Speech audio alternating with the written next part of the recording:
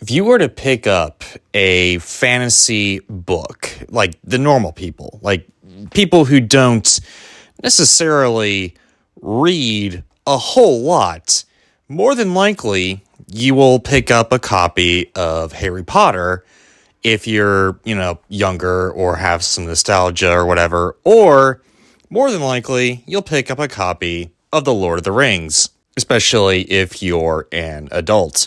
But what if I told you that these two series are not the entire story? What if there was another? Yes, another fantasy series that is almost as popular as both of these stories and has a close approximation between one of these authors to the author of this series. Yes, that is correct. It's the Chronicles of Narnia. Now, many of you are probably shaking your head and just like, what? Narnia is a book? But more than likely, you're probably like, oh, wait, Narnia is a book series? And to that I say, yes. Yes, it is. And with the recent explosion of the fact that Netflix has purchased the rights to the Chronicles of Narnia, and Greta Gerwig, director of Lady Bird, a classic movie, beautiful movie, Little Women, the better one from 2019 with Emma Watson actually starring it. Wow, okay, maybe there's more connections to Harry Potter than I previously thought. And most recently, the director of the Barbie movie will be directing one or more or the entire series of these movies that Netflix is going to commission. It's kind of up in the air right now. We don't actually know. One comment Greta Gerwig said was that she was going to do the entire series in one movie. I don't know if this is actually going to happen or not. I have no idea what she's going to do, but dare I say it, I have full confidence in her as of this point. She made fantastic movies, and she basically made a commercial into a fantastic film, kind of like what the Phil Lord and Christopher Miller did with the Lego movie, actually. That was also a very interesting and great movie as well. But enough of that crap. We're talking Narnia. Because of these announcements, I decided, you know what? I know a lot about Narnia. Many people probably don't know a lot about Narnia, so why don't we just talk about it? Now, for this video, I'm going to try my best to not give explicit details as to what happens in this story, but just give overall summaries. However, I am prone to give spoilers, so if you are triggered by spoilers, I recommend reading the books, coming back and listening to this video. Not to say that I'm going to say spoilers. I don't know if I'm going to say spoilers. Heck, I'm saying this right off the top of my head. So, hey, you want to talk Narnia? Well, let's do this. Before we begin with our journey to Narnia, what exactly is this book series? Because I know there's a lot of people that are just like, what the heck is this guy talking about? Well, let's begin. The Chronicles of Narnia is a book series. Yes, a book series. I'll get into why we need to decipher that later. But it's a book series written by C.S. Lewis, friend and fellow colleague / author for J.R.R. Tolkien. Yes, the writer of The Hobbit, The Lord of the Rings, and for the most part, the Silmarillion. Actually, it's most of the Silmarillion, and I think there's just editorial things by Christopher Tolkien published, I can't even pronounce that word, after death.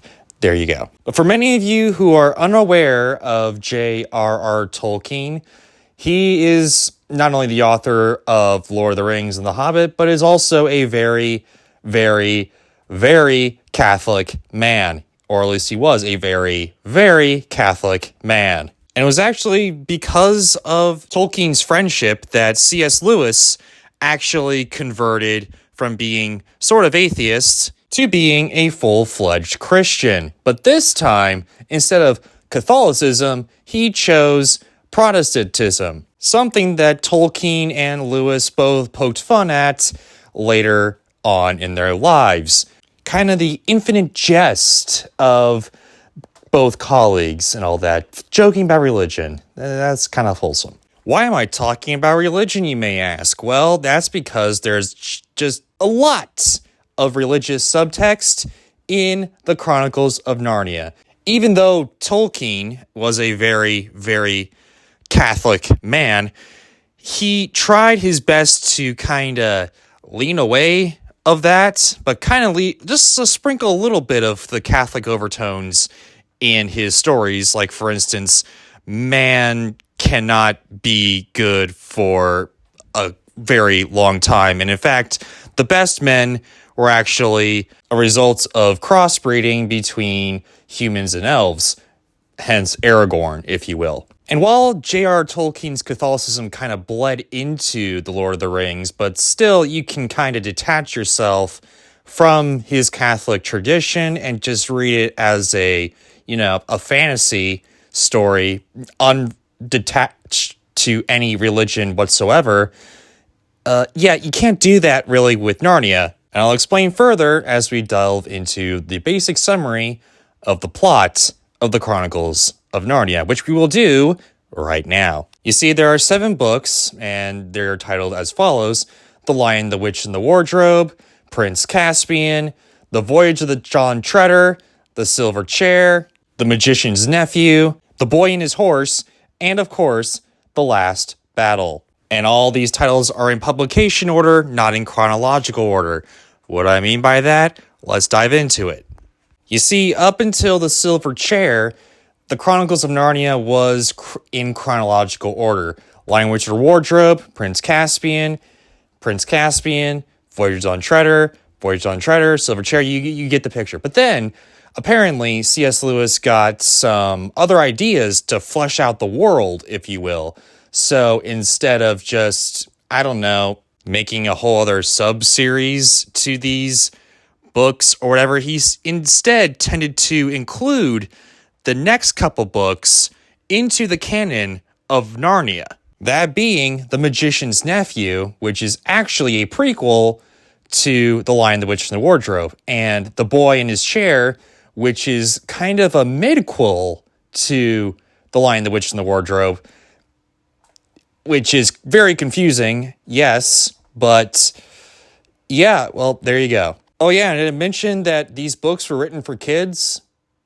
Yes, these books were written for kids. So I can just imagine a little kid in, the late 50s to early 60s, reading the Chronicles of Narnia, like Harry Potter or something, then all of a sudden the next Narnia book's coming out and it's called The Magician's Nephew, and you're just like, oh, what the heck is this? But then all of a sudden, it's a prequel to The Lion, the Witch, and the Wardrobe, and the kid's just like, wait, what?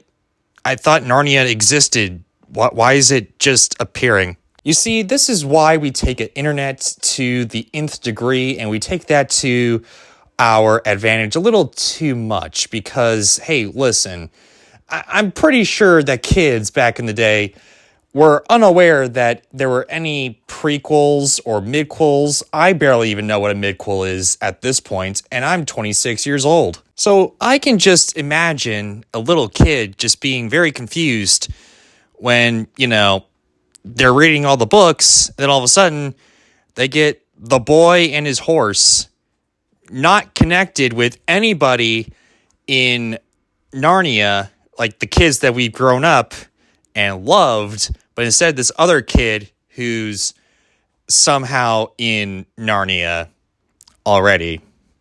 Okay. But dare I say it, we're at 9 minutes into this video, and I've yet to kind of go into any of the book's plots. Well, that's because we're going to go into each and every plot of each and every book without giving away basically anything of the main story. So let's just dive into it, shall we? Oh, and by the way, we're going to go in publication order, not chronological order, because it's just fun that way. I don't know. Plus, many of you are probably aware of The Lion, the Witch, and the Wardrobe more than any other book, because it's a pretty good beginning, middle, and end to just, a standalone book. It's kind of like reading The Hobbit. You can read the book, but you can be satisfied with the end of The Hobbit instead of going to The Lord of the Rings, which, yeah, you're going to be missing out on a lot if you don't read The Lord of the Rings, but if you just stop on The Hobbit, yeah, you're good. And since many of these kids were, kids, they just read one book and they were done. They didn't really want to read any other books in this franchise, so many of them kind of went to the wayside. Or they were just, required to read these books or this one particular book, I should say, as a kid during, school and all that, like middle school or whatever, especially in the South because of some religious fervory within the South and these books being very, very religious, which we'll get into later on. So many kids were probably required to read this as, kids in school or whatever, or Sunday school, or they're just very, very Christian and these were the only real fantasy books that were kind of readily available to certain Christian people. But yeah, don't read anything else. This is just this one book. This one book. There you go. So what is the Chronicles of Narnia, the Lion, the Witch, and the Wardrobe about? Well, there is a lion,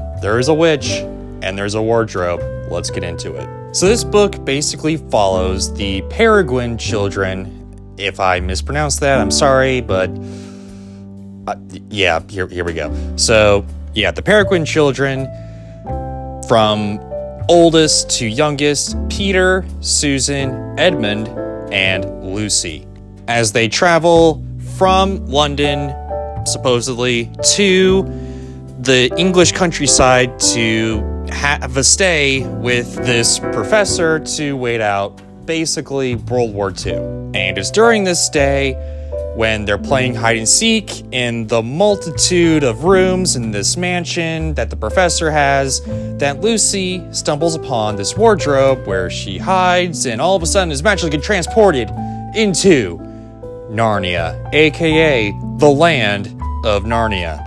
Also, I guess, aka the kingdom, of Narnia, because as we find out, there's other kingdoms within this world of Narnia that's also the kingdom of Narnia. I don't know, confusing.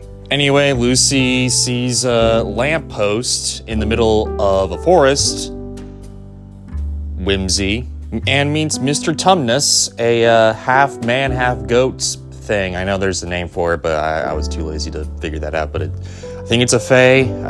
I'm whatever. She has some adventures with him, just sipping tea and whatever, and all that type of stuff. Transports back to the real world, talks to the kids. They're not believing her at all for the most part, and she travels back to Narnia again, but this time with Edmund, and Edmund meets the witch, aka 2 out of the 3 in this name. We met the witch and we met the wardrobe. Where's the lion? We're getting to that. Calm down. Anyway, there's this whole thing with Turkish delight and all that, and they get transported back. Edmund is like, oh, I don't know what Narnia is, even though he was in Narnia. And then I guess while they were still playing hide and seek, all the kids get transported to Narnia. And they gotta fight the witch because she's evil and she's the Snow Queen. That's why the entire world is covered in cold ice and snow. Hence why many people think this is a Christmas book. We'll get to that. They meet the beaver couple there because, yeah, they're there and they say that there's a prophecy about the daughters of Eve and the sons of Adam. Oh, we'll get to that too. Anyway, fast forward through all this, Edmund betrays the kids and, becomes like the Judas, basically, of this story because he wants more Turkish delight. And for all those who have had Turkish delight and those who like Turkish delight, no offense to you, but how can you like Turkish delight? It is the worst thing I've ever put in my mouth. It is basically the fruitcake of candy. But anyway, I guess Turkish Delight is a Christmas candy, supposedly, in Turkey and around Turkey. So there you go, I guess. Also, the kids are running from the witch's henchmen or whatever, and then who's they should bump into but Father Christmas. Yes, Santa. Santa gives them swords and daggers and, fighting material. This is one badass Santa, let me tell you. And this is proof, apparently, for some people, that this is a Christmas book.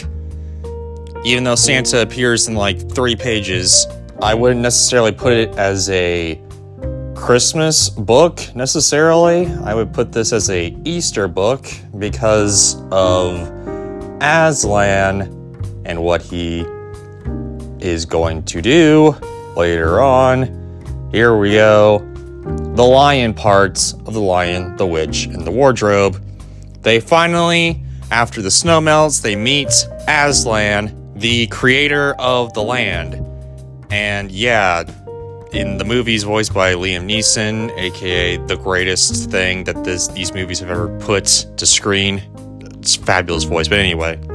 They take back Edmund, but because of some weird rules or something, the witch has to have someone because they betrayed or whatever, and Aslan takes up that mantle and has his mane cut off and dies by the witch's hand, but then is resurrected before the final battle. And then this battle takes place with Edmund and Peter at the helm and all that, and they're fighting, and the girls, Susan and Lucy, that they're all like, oh, Aslan's back, heck yeah, let's fight him. The lion takes off the witch's head, basically, and it's all cuckoo craziness. But then all of a sudden they win, they restore peace among Narnia, and the sons of Adam, the daughters of Eve, they are kings and queens of Narnia, and a golden age of Narnia takes place. They grow up inside this world until they see the lamp again, and then they transport back through the wardrobe where time has not passed, and they lived a whole life. They lived a whole entire life inside this world, but then they're put back as kids all of a sudden. And you don't think that there's any repercussions to that? Nope. There you go. Now, by the tone of my voice, you're probably thinking I'm mocking this, and I'm kind of not, for the most part. This book is actually really well written, especially for kids. I mean, this was basically the realm, the time frame of Dr. Seuss books. And while Dr. Seuss is great, they're very, very simple. They don't have huge, gigantic battles and all that type of stuff, right? This is more akin to The Hobbit than Dr. Seuss, It's not so simple, and it deals with a lot of stuff that kids are kind of like, wait, this happens? Like Edmund betrayed them. He's not a bad guy? No, he's not. He's confused, but, you can always find your way back to the good. And also, the reason why this is an Easter book and not necessarily a Christmas book is because of Aslan. And yes, the whole resurrection thing, this is why I put the religious subtext about C.S. Lewis in the beginning of this video. It's because these books are very heavily Christian. In fact, it's kind of unapproachable to even disconnect the Christianity of these books to Christianity, because it's so intertwined. It's very, very blatant. I mean, at least Tolkien, you can kind of, cut out the Christianity if you feel so inclined. But with C.S. Lewis and the Chronicles of Narnia, you cannot. It is very, very blatant that Aslan is like the Jesus representative of this world, basically. And apparently, in later books, you will find out that he actually is, in fact, Jesus. Yes, God apparently made a whole other world full of centaurs and weird things that humanity has made for I don't know, getting these few kids into heaven. I don't know, but God can do whatever he wants, there you go. And I gotta say, this is a very, very bold stance that C.S. Lewis decided to take, because his first book basically is a very heavily Christian allegory children's book. And not only that, but it's written very, very, very well. This is a story that I would assume was rattling around in his brain for quite a long time. And you finally put it to paper, pen to paper, put it to story, bada bing, bada boom, one of the best sellers of all time. Yeah, it's kind of worth it, in my opinion. And believe it or not, this is also a time when many people tended to be more secular than, other areas in time and space. Like, for instance, I bring this up, even though it's a little tangent, but Charlie Brown Christmas, right? You see that Linus recites the King James version of the Nativity from the Bible and all that. There was a huge backlash from the channel ABC because there's Christianity in this special and we should be secular and all that, but they pushed back on it. So there was a lot of not necessarily all that Christian, stuff happening within the world at that point. So to have a very heavy Christian allegory in one of the biggest best-selling Christian or children's books ever made, yeah, that takes some balls. And you know what? C.S. Lewis definitely had some balls. But I get it, some people find Christianity triggering or whatever. So if you don't necessarily like this particular book, I won't blame you, and you don't have to read it if you don't want to. And to be fair, there are other books within this franchise that you can just pick up if you feel so inclined that don't have a very heavy Christian allegory to it. It's still there, but you can there's a lot easier time of separating the Christianity from it for the most part. So there is that. Few books, not a lot of books, but they do exist. Now, there's a lot of questions that I have within this book that's kind of puzzling, to say the least. Like, for instance, why did God create this world? Yeah, probably to save, a few kids, get them into heaven and all that, but they seem pretty fine before. So what is the purpose of this land? Why are they doing this? Why is Aslan a lion? Why is Jesus a lion? But then again, these are fairly nitpicks and not necessarily world-shattering questions. It's a fantasy story. Don't take it too seriously, all that type of stuff, whatever. But if you really think about it, those are the questions that pop up to me. Also, there's a few other questions, like why wasn't there a big identity crisis that the kids had because they lived a whole life in Narnia, but then were transported back to being kids in the real world after spending like 50 years or something like that in this magical world. What's the deal with that? But then again, yes, this is a children's book. You're not supposed to take it too seriously. I get it. But at the same time, Harry Potter, they deal with a lot of questions that I got my answer to within the book series, not in Rowling's tweets or whatever. But still, they're questions that I still linger on to this day after reading the book. But anyway, yes, we move on from The Lion, the Witch, and the Wardrobe to other parts of the series. Yes, that is Prince Caspian, the sequel to The Lion, the Witch, and the Wardrobe. A sequel that many people were unaware of because when Disney announced that they were making a sequel to The Lion, the Witch, and the Wardrobe, people were like, what? There are other books in the series? Where did this come about? And yeah, there are other books in this series that many people are not aware of. So why don't you just come along, shall we? Going all the way back through to Narnia. This time, we're going on a train. That's right. How did this happen? I don't know. It's just a kid's book, it's whatever. This time, the 4 Peregrine children are, going on a train ride, and they get transported back to Narnia. But this time, even though, they tried before to go through the wardrobe, they can't do it again. But this time, they got transported back to Narnia.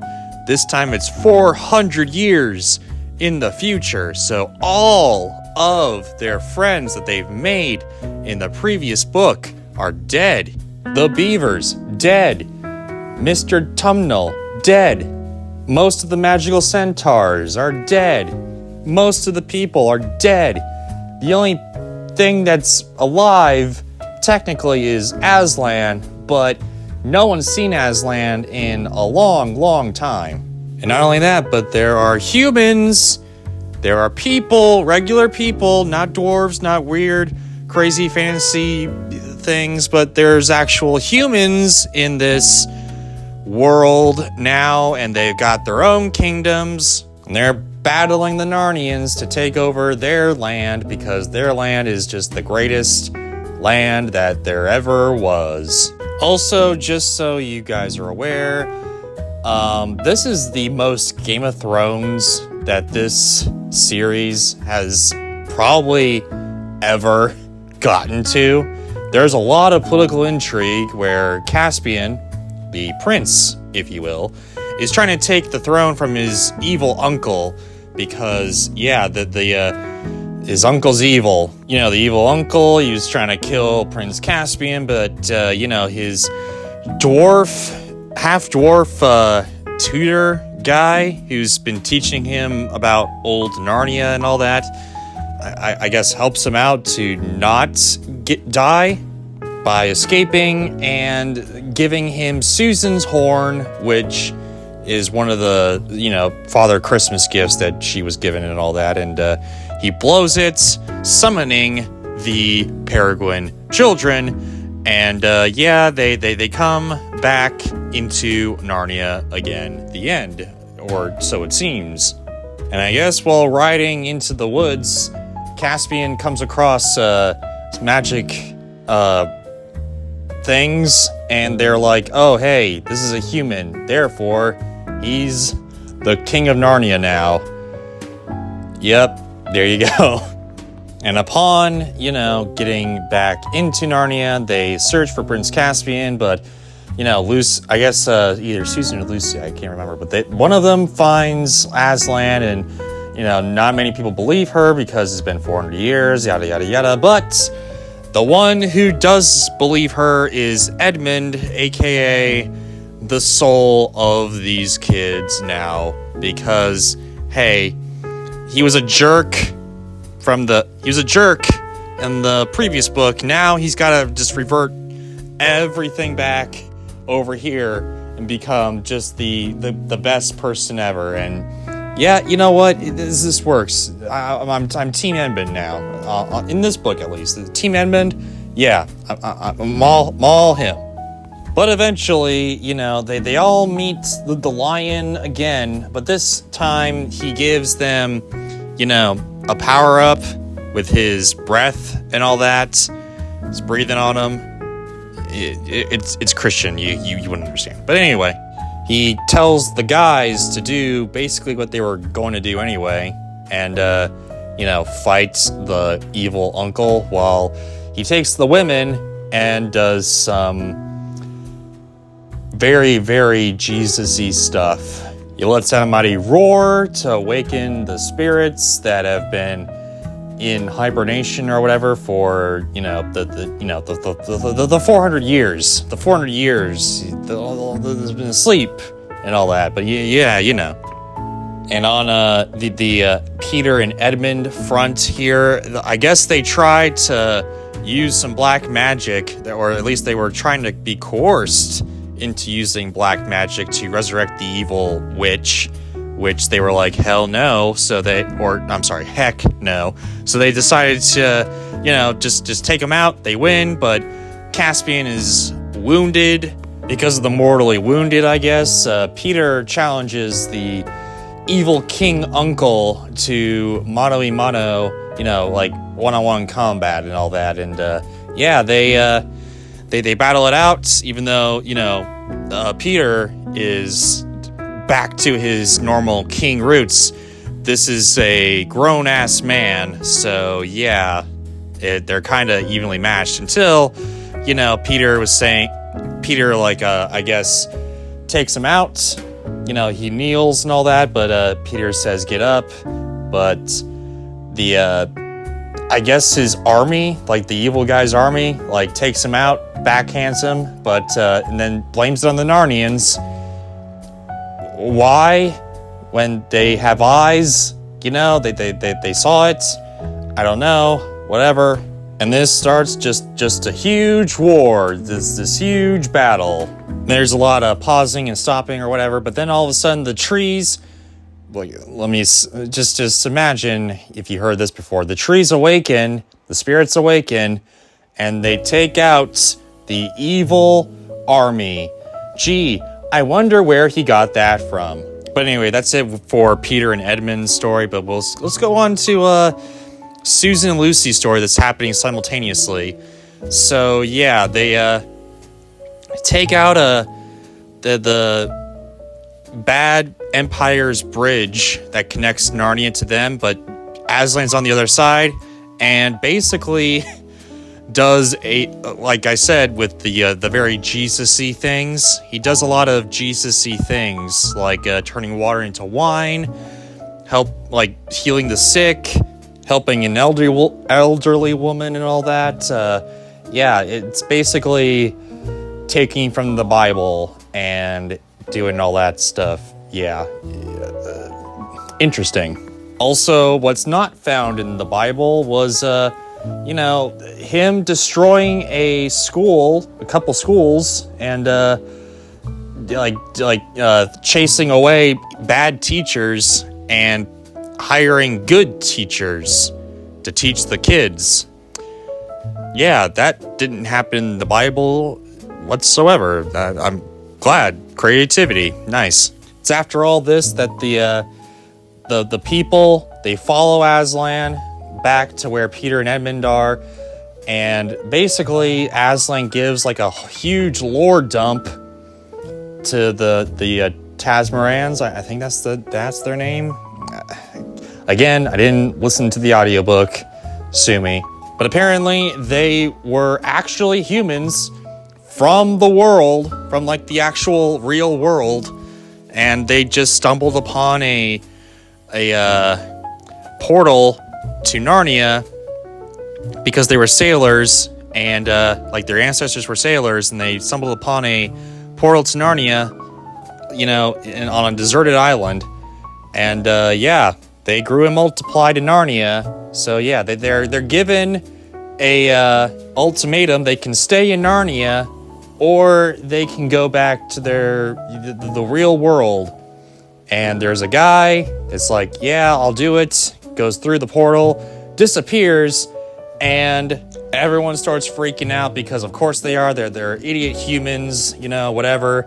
And so in order to, cushion the blow of, being disappeared or whatever, Peter, Edmund, Susan, and Lucy decide to go through the portal, and because this is their time, their time in Narnia has ended, and all that stuff. But apparently, Peter and Susan cannot come back to Narnia because they've grown too old for Narnia, even though there are actual adults, humans in Narnia, that have transported to Narnia. So whatever. And of course, the ending joke for this book, leave it on a happy note here. Edmund forgot his flashlight in Narnia. Dun dun dun dun dun dun dun dun. Hey. Yep, that's it. That's Narnia. That's Prince Caspian for you. So, yes, this is very different from the movie in many, many, many ways. This also reminds me of Game of Thrones in that there's a lot of political intrigue among the humans, which, yes, that did happen in Lord of the Rings as well, but you wouldn't expect there to be political intrigue in, the Chronicles of Narnia, Prince Caspian, the second book in the Chronicles of Narnia book series. But yeah, there's politicalness within this, and there you go. However, this is where it kind of gets a little mucky. It's where it gets kind of a little, how should I put this? A lot of questions start to pile up with this book.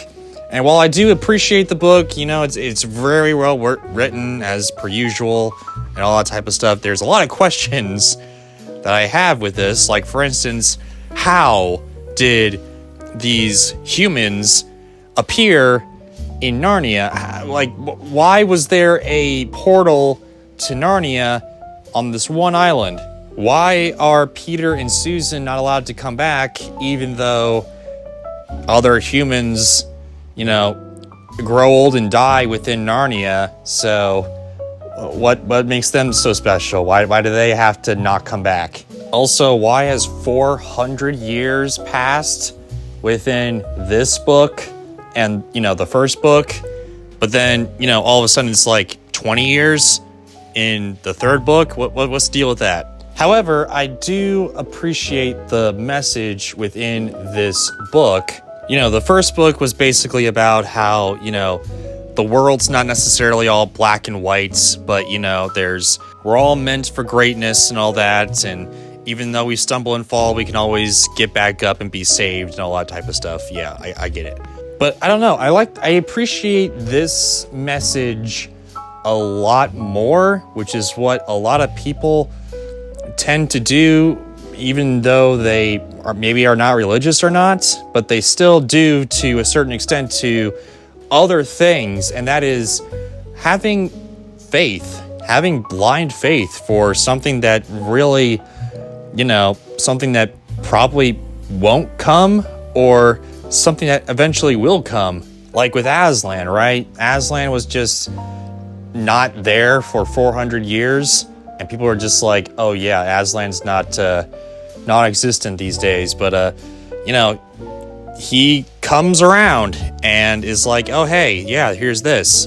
And, these humans also heard of Aslan, but they were like, whatever, he's just a legend. But then all of a sudden he comes around and they're all just like, oh wait, hey, maybe we should be listening to this, Also the deal with the blind faith, right? Like, these people are considered idiots because, we as the readers know that Aslan wouldn't do this type of thing, but the humans are just like, oh wait, maybe this is a portal to some weird dimension or something, Like, there's a lot of crap like that within this book that's just like, wow, maybe we're kind of like that with certain things, right? Even if you're not Christian, and I'm not saying that you should or shouldn't or whatever, but I'm just saying, life finds a way, as the Jurassic Park guy, Jeff Goldblum says in the film and all that, life finds a way, and what goes around comes around and all that type of stuff. Sometimes you just gotta don't necessarily, just go crazy with all the hoopla and just thinking the worst of the world. Just let it flow, just let it flow sometimes. And you know what, I gotta appreciate that message in this book. Who knows, maybe I'm the only one that read into that whole thing, but yeah, I personally got that message within this book a lot more than I did the first book. So, but anyway, am I the only one that got that message? Comment below and let me know, because I would like to know. Maybe I'm crazy or something, I don't know. But yeah. So, yeah, the weird thing with the humans in this book is kind of bizarre too, and yeah. But yeah, this book, surprisingly enough, has a lot more political intrigue in this world than I previously thought. Made me think of Game of Thrones, you know, because Game of Thrones is basically just politicalness, you know. I don't know, maybe it's a tiny little too much here, but anyway, yeah, there's that. Bada bing, bada boom. I still say this book is below The Lion, the Witch, and the Wardrobe, specifically because of how it's written. Mainly because, you know, the kids in the first book were doughy-eyed and all that because, yeah, it's the first time they were experiencing this thing. But, you know, this time they're still doughy-eyed, even though it was like a few years ago or something, you know? It's, yeah, yeah, it gets a little old for me for the second book, so it's a little, not as below as you may think, just barely below Chronicles of Narnia, Lion, Witch, and the Wardrobe, but yeah, still, it's not better, to say the least. But yeah, this is the thing that most people were kind of wanting from Narnia, because they read Lord of the Rings, and they were like, well, where's all the battles and stuff? Where's all the political intrigue? Here it is.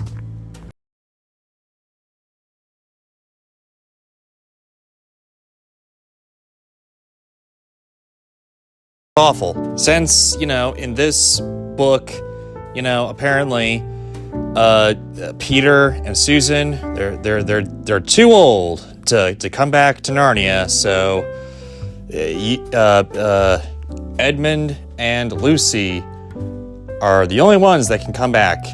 But they bring along their cousin Eustace as well, because they're gonna be too old in this book, so you gotta get another character to travel back to Narnia, and blah, blah, blah. And I'm sorry, this book was a slog. It was absolute, just lore-breaking, the worst book I have read in this entire series up to this point.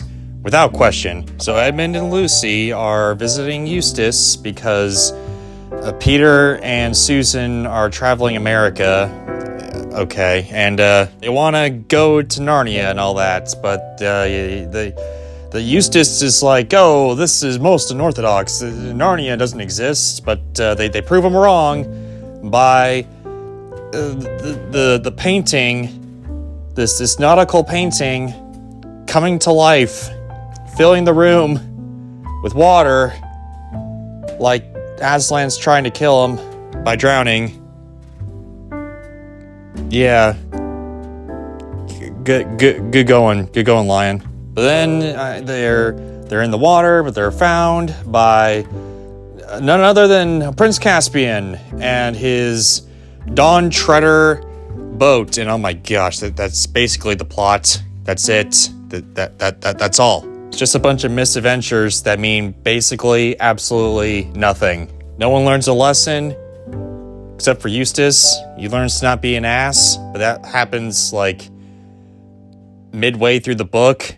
And then all of a sudden they're just, you know, discovering islands in Narnia land. Okay. Also, apparently, Prince Caspian can, in fact, do this because Narnia is so prosperous that they don't notice him gone. Okay. Also, on top of all that, you notice something? You notice a little a lore kind of bump in the night here? Let me just rephrase this lore inconsistency here. So, from the first book, Lion, Witch, and the Wardrobe, to Prince Caspian, it's been 400 years. From Prince Caspian to this monstrosity of a book, you know how much time's been passed? Like, literally almost a year. I mean, that's basically it. It's like literally nothing. It's like a blink of an eye. Why is Prince Caspian still here? Why are all these characters still here? Why is all the Narnian creatures non-existent in this book, but instead the entire ship's crew is humans? Why? Now look, I'm a fan of nautical books, okay? Listen, Moby Dick, I'm down with that, okay? Is it the best read of all time? No, but I like the nauticalness. Treasure Island? Hey, solid A, okay? This book is absolute trash. I'm sorry. It breaks all lore. There's no plots. They just go from island to island doing random bullcrap. Oh yeah, and the mouse wants to go to Aslan's country, which apparently is the heaven allegory, or the Eden allegory. I don't know exactly what it is, but yeah, the rat, he goes to Aslan's country and he's stuck there. He can't get out. Once he passes over the wave, he can't get out. That's, I gotta admit, that one was actually pretty good. I gotta say that one plot point I thought was actually done pretty tastefully, in my opinion at least. Also, the one big thing that this book adds to the lore of this world is the Star Girl. This princess is made out of pure starlight and all that. You know, she, I gotta admit, you know, as a fan of Stardust, the Neil Gaiman book, I gotta say, I love everything Stardust related. I'm fairly certain, because Neil Gaiman took some things from this series and made The Problem with Susan, I would assume that he did a little inspiration here with Stardust, and took a little bit of idea from this book. But yeah, this is, I don't know why, I don't know if it's just because of Stardust or anything, but I like this aspect of the book. That's the one thing I will say that this book added that I'm actually like, okay, that's creative, that's nice, I'm here for it. But other than those two things, this book is absolute trash. Cataloging every single misadventure of this book is like saying, and then this happened, and then this happened, and then this happened, and then this happened, and then this happened. This happened, this happened, this happened, the end. It's just absolute trash. And then Edmund and Lucy, they're Aslan's like, yeah, you're too old now. You can't come back. Goodbye forever. But Eustace, you can come back if you so choose. But you're not a king of Narnia because you're not a son of Adam or a daughter of Eve. What? Why? He is a son of Adam and a daughter of Eve. He's like the Peregrine children. In fact, he is kind of connected by blood to these Peregrine children. Why is he not a king? He's like a knight or something. Why is he a knight? And I get it, knights are cool, but I mean, so is a king, a knight king. I mean, that's what Edmund and Peter were. Huh? And just so we're clear, in the silver chair, it's never addressed. He's just a knight. The end. Why? I don't know. Just don't think about it. Also, probably the most controversial thing, at least in my eyes, based on this book, and things that very, very religious mothers took issue with, probably, was that, Aslan, as we all know, is an allegory for Jesus. This book says that Aslan says that he is Jesus. So, yeah, that adds a lot of questions. Like, for instance, why did he make this land? Why did he populate it with all these inventions, these creature inventions that humans created? Why did he populate it with more humans? If he was trying to make a perfect world or something, why did he add humans? Not only that, but pirates. He added pirates to this land. The worst kind of humans to this land? Why? Why do some animals talk and some animals don't? That's very inconsistent. Why? Why can't he just do that in the real world? Why does he gotta do it here? Yeah, a lot of questions that are left unanswered. At least if he was the Jesus allegory, I could get it. I got it. Yeah, because maybe this is a way for the kids to learn about, religion and all that stuff, but he actually is Jesus. A lot of confusion, a lot of a lot of headaches. So yeah, this book sucks. This book is way on the bottom.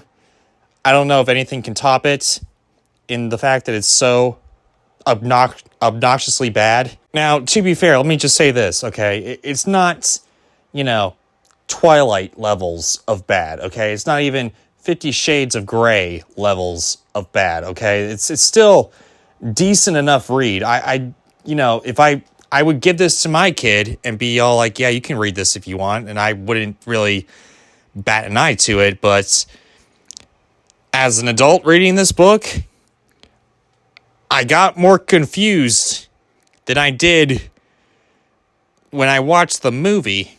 It is the absolute worst of the series. I mean, honestly, I would say, hey, kid, don't read this book. You don't have to. This book is kind of the worst, but if you want to, it's fine. I won't really blame you if you want to read it. Honestly, and I promised myself I wasn't going to talk about the movies in this book thing, but I gotta say, the movie is a lot better than this book. And the movie is terrible. It's basically the Hallmark version of the first two movies that were made. Surprising enough, there was more grit and glamour in the Disney movies than the 20th Century Fox movie. I know, I'm shocked as you are. But moving on, we're going to go into The Silver Chair. Yes, this is the next book in the Chronicles of Narnia and all that, in publication order, not in chronological order, yada, yada, yada. Those are coming after this, kind folks. Get ready for that. The Silver Chair blends in a lot of Matilda-esque things within this book, which is actually surprising to say the least, because I don't know if Roald Dahl and C.S. Lewis were actually friends. And I actually don't know when Matilda was actually written and published, so maybe Roald Dahl got that from this book. Maybe Lewis got that from Matilda. More than likely he got that from Matilda because, hey, he loves to take a lot of ideas from Tolkien, let's just put it that way. And I get it, they were friends, but still, it's the similarities are uncanny, to say the least. So this book doesn't start out in, a whimsical, countryside or whatever, or a train station, like a certain other thing that also got inspiration from this, Harry Potter-esque, whatever. But instead, we are in a boarding school. Yes, a boarding school with someone other than Eustace.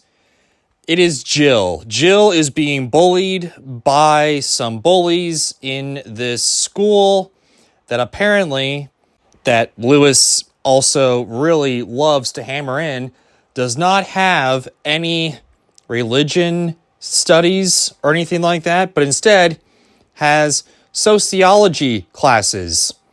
And they use the bullying for psychology classes that they can study for later on. Because religion is it's so vitally important to the public education system that you need to have it or else it's all hoopla. And also, juxtaposed to the other books and all that, this one is written surprisingly very sloppily. It's the most sloppily written book in this entire series up to this point. Surprisingly, to say the least, because, hey, I thought the Voyage of the Dawn Treader, the plot was just all over the place and unnecessary and boring. But this one is not. Surprisingly, it's the prose that takes the back seat here as opposed to the plot. Although the plot is not necessarily that big of an improvement, but still, it's an improvement over the Voyage of the Dawn Treader, at least in my opinion. Like, for instance, the whole thing about the headmaster being a woman, it says the headmaster, who, by the way, is a woman. Is there supposed to be a punchline to this? Is women headmasters supposed to be evil or something? What's the deal, CS? What's the deal with women headmasters here? Are they evil? What? Huh? What's going on here? Also, I know, words, they mean certain things today that they didn't mean back in that day and all that. It's been like 60 plus years since that book came out. But still, there's certain passages within this book that are a little too unnecessarily sexual this time around in this day and age. Like, for instance, Aslan blowing him and making him happy. Yeah, that's in the book. But it's not that type of blow. It's actually blowing air through your mouth and all that. Not on anything in particular. Also, being happy is gay. That whole thing. So, yeah.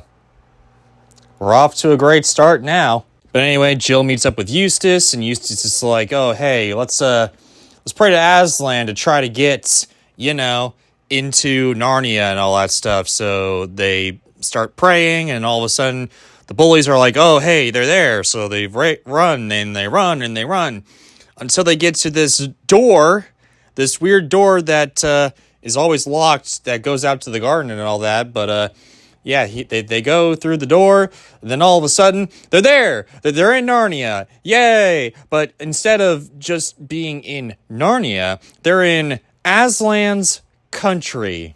Yeah, you know how the rat with the sword in the other book, The Voyage of the Dawn Treader, you know that his whole story was getting to Aslan's country, and the fact that he had to go over this, giant wave thing in order to get there, and he can't come out.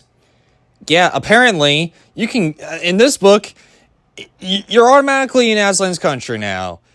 Lore, what's that? I don't know. It's not existent here. Anyway, so they're on top of this mountain, see, and Jill's like, oh hey, I'm gonna look over the edge here, but Eustace is like, you should probably not, and tries to catch her before she falls, but then she falls, they both fall, they're falling, but then Aslan, he's there, he blows his mighty gust of wind, hence the blowing passage that I previously mentioned, yeah, and they ride that wind to safety, yay, they are there, they are great, awesome. But they're in Aslan's country now, and Jill's like, oh shoot, it's a lion. And then he's like, Aslan's like, hey, drink this water and all that. And she's like, you promise not to eat me? And he's like, no.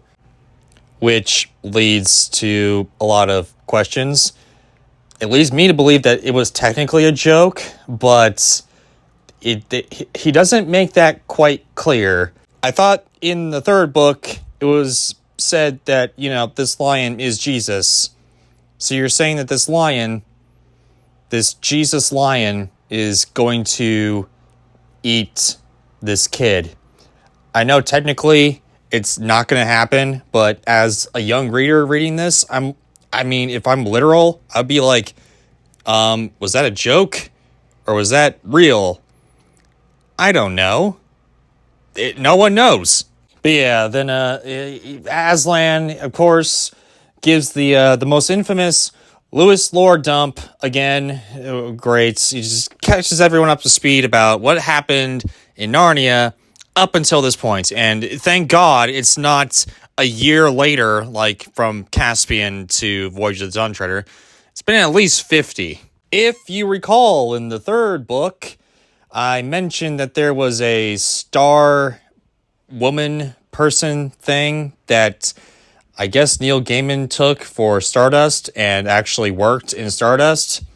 And that's one of the only reasons why I remember that was because it was in a much better book, Stardust. Turns out her and Caspian, they got married and had a baby named William. And, you know, they're happy, they're filled with joy, and they're just doing the happy family jig, and all of a sudden, this weird snake lady, this evil witch, comes in and steals the baby, and never to return. And, apparently the snake, the only reason why I know it's the witch and the snake were kind of connected, maybe up until this point, was that the snake killed the Star Lady, and there was a witch that kidnapped the baby, which is either two separate things, but may be implied that they were one and the same. You know, whatever. Anyway, Caspian's alone again, so he sends heroes of Narnia to go search for Prince William. But, unfortunately, after, you know, a lot of heroes tried to go find him, and don't come back at all, he stops the search because, he wants actual people to rule and not have his entire kingdom wiped out. It's been a long time since then now, and Caspian's now an old geezer. So now Aslan finally decides, you know what, I'm actually going to help this time, and brings in the kids to find William because, hey, it's about time we get some kids into the situation. Aslan gives Jill some instructions, but I'm not going to really decipher them all because they, of course, they don't actually follow them and they fail every single time, so why bother? But then, you know, of course they fail and all that, but, you know, Aslan breathes on Jill, and then Jill gets transported to Narnia. Once again, another lore inconsistency here, but if I'm going to just, you know, berate C.S. Lewis every time there's a lore inconsistency, we'd be here forever, which we apparently already are, since this video is already extremely long, and I'm just getting we're almost halfway done. We're a little over halfway done. Yay. But yeah, she gets transported back to Narnia, where Eustace is talking with Caspian, and she just misses him as he goes off on his, you know, a little ways away and all that, trying to do his farewell tour of Narnia and all that, and they get the rest of the lore dump from this other old individual thing here. The kids are then teamed up with Puddlegum, who is kind of half frog, half human. That's also very depressed all the time. Because of course he is. But yeah, this half human, half frog thing, he leads the kids to the realm of giants. But before they get to the realm of giants, there is this princess, I guess, and a knight that they're riding together and all that. And they're like, hey, I can get you to these friendly giants to have dinner with them. Just make sure that you mention my name before anything else is said and done or whatever, and all that type of stuff. Gee, I wonder where this is going. They go to these giants, and behold, they are, instead of, you know, being at the feast, they are the feast. Shock! Horror! I know! Whoa! I didn't see that coming at all! But, you know, after that revelation, they pretend to be, you know, hapless victims, and then all of a sudden they escape. They're running, and then they find this cave that's too small for the giants to go into, so they go into it, but they slide down, all the way down to this underground layer that apparently they were supposed to go all along. Deus Ex Machina, the book. Yep, we're in that part of book territory these days. But lo and behold, I guess they get captured yet again, Joy, by underground humans. Not weird mess of weird anthropomorphic animals or whatever, but they're actual humans this time. Okay. And they're going to go to this, the witch's kingdom, which apparently was the same person that had the knights and the woman on the horse. That woman, yeah, she was the witch this whole time. Yeah, gee, I wonder when... Deus Ex Machina of the book. Just Deus Ex Machina of the book. Okay. They're then taken on a long boat ride to the witch's kingdom and all that, but apparently the knight is very talkative, so he talks about how the humans are digging a tunnel to a far-off land that the witch wants to be conquered. Then he talks about his origin story, how this woman found him as a amnesiac or a person with amnesia, little boy and all that, and she took him in and will eventually marry him once he conquers the uplands. Okay, grooming. Gotta love it. No, not really. It's stupid. He then tells about a silver chair. Oh, wait, what? Silver chair? Oh, it's the name of the book! Yeah, surprisingly, it's up until this part of the book this part of the series of books that this is the most interesting part of the naming of this entire book series, in that the silver chair really has no meaning outside of the name. I know it was really hard to explain. Let me try to explain further. The Lion, the Witch, and the Wardrobe, the first book in the series. There's a lion that's a big part of the book. There's a witch that's also a main part of the book. And the wardrobe that's also a big part of the book. Prince Caspian from, the second book in the series, Prince Caspian. He's a main character in the majority of the story, hence why it's called Prince Caspian. The Voyage of the Dawn Treader, the third book. It's the literal voyage of the Dawn Treader. That's basically what happens in the book. The silver chair is actually a very, very small part of this overall book. And what's even more surprising is that, with all these great names that C.S. Lewis puts into his books and all that, make them more distinct and all that, Silver Chair is kind of boring. I mean, heck, you can name this book The Adventures of Eustace the Knight and Jill the Squire or something. I don't know. Just anything else other than The Silver Chair. It's just a boring title, and the thing barely shows or makes an appearance in this whole thing. Yeah, it's a key part of the book, but it's just there, and then it's gone again. Not a real big part of the book. Yeah, I have issues with that. But yeah, so the silver chair is the thing that this knight has to be tied up in, because an hour every night he goes insane and will try to attack and kill everybody. So he has to be tied to the silver chair to not attack and kill everybody. And he also apparently turns into a giant snake. Okay. And he's manipulative and all that, so don't try to untie him if, he tries everything he can to try and, do all that type of stuff. So, yeah, they agree, and they tie him up to the chair.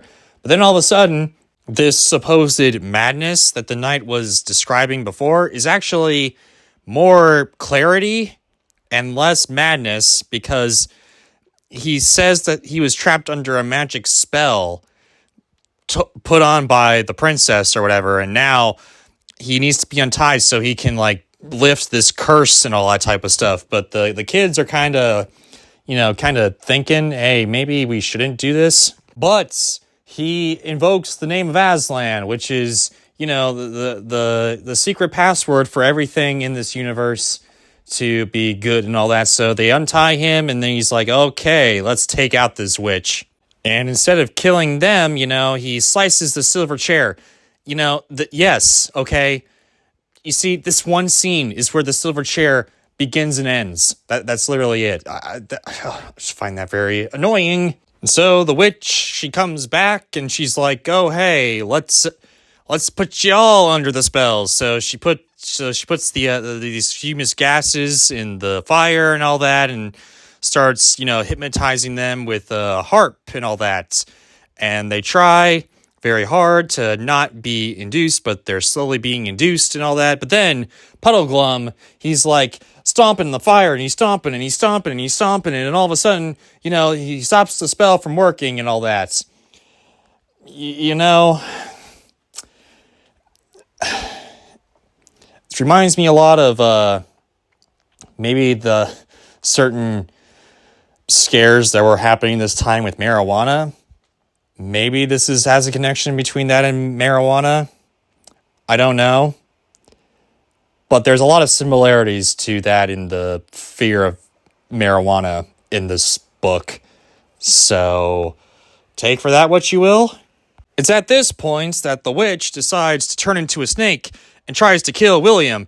But with the help of the kids, William takes his sword and decapitates this witch as a snake and all that type of stuff. Yay! Victory! But no, not really. It's a big, huge thing now that there's a large amount of water coming in to seal off the caverns and all that, and the men are just freaking out. And they're thinking, well, we might as well fight them, try to fight this battle and all that type of thing. But apparently, convenience for convenience sake, they all are apparently under the same spell. Yeah, exactly. Convenience. And they're apparently, get this, from a deeper underground country that they consider this to be the surface. And they want to go back down to their underground empire. And the floor opens up to reveal this living lava monster thing, calling the people to come back down to where she resides and all that. William is offered a tour of their land, but the thing closes up. So yeah, no, he needs to go out and do stuff on the surface and all that. Are you sure that C.S. Lewis didn't partake in any marijuana usage here, or maybe mushrooms? I'm kidding, of course. Of course he didn't, but still, this is just very bizarre. But then again, this is Narnia, so whatever. So the four, they go up to the surface, and apparently it is Narnia. Yes, we are back in Narnia once more, but apparently, there's about to be another battle, but no, it's actually dwarves having a frolicking snowball fight. That's just joyous. And apparently, according to the kids, the moral of this entire story is that witches are evil and they're all the same. Yeah, it's not like you had other lesson in this story, which I will probably dive into later on as this book ends, but we'll get to that. After a late night snooze, the kids wake up to see that William gave great chase to see his father once more. So they fly with centaurs to see them, but before they do that, they say goodbye to the frog guy, all that type of thing. Great. And then they see that they are reunited. William's reunited with Caspian right seconds before Caspian dies. That's kind of nice, I guess. But it's at this point, not even saying goodbye to William or whatever, that Aslan brings them back to the mountaintop, that they entered the kingdom, Aslan's country, and all that type of stuff and all that. And Aslan shows that Caspian is now young again, and he's alive, his spirit appears and all that, and he's young again, he's just his normal self again. Yay! And at the very end, they get transported back, and they meet Eustace and Jill meet the bullies again, but guess who's also there? Aslan and Ghost Caspian are also there to fight the bullies.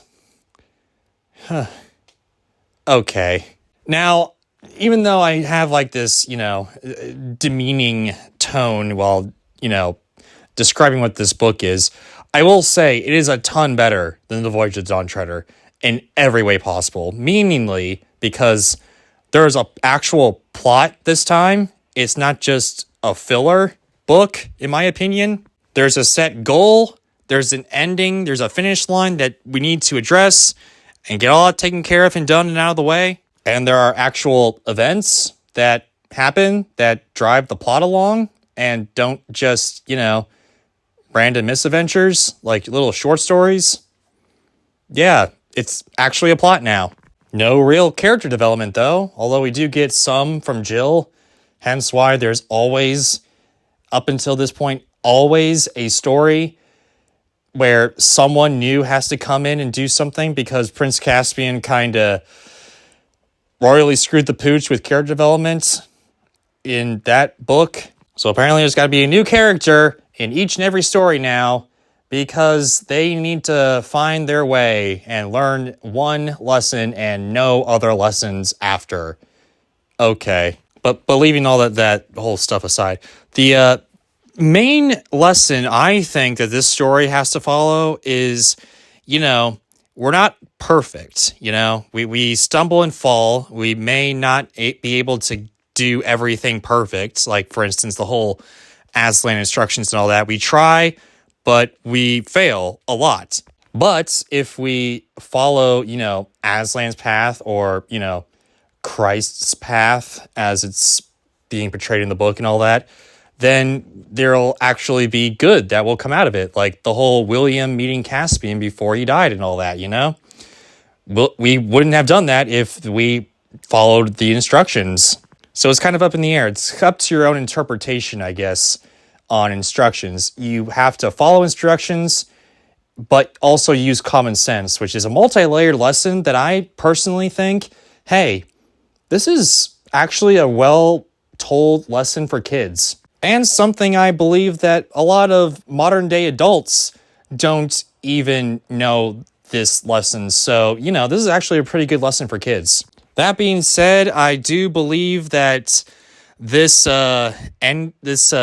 book is better than Prince Caspian, just based on, the silver chair not necessarily doing a whole lot to the main plot of the book. It's just a thing.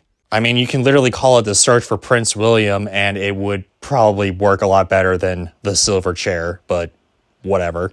Also, there's a lot of prose things that are kind of weird, especially this modern climate and all that, which I get, language, it changes from, especially in 60 years, but still, it seems a little too iffy, even by yesterday's definition, like this definition, all that. It seems a little bit iffy to say the least. Also, the just little insert there about the headmaster being a woman and the whole thing about the school having no religion classes, but instead having psychology classes is just very weird and very bizarre.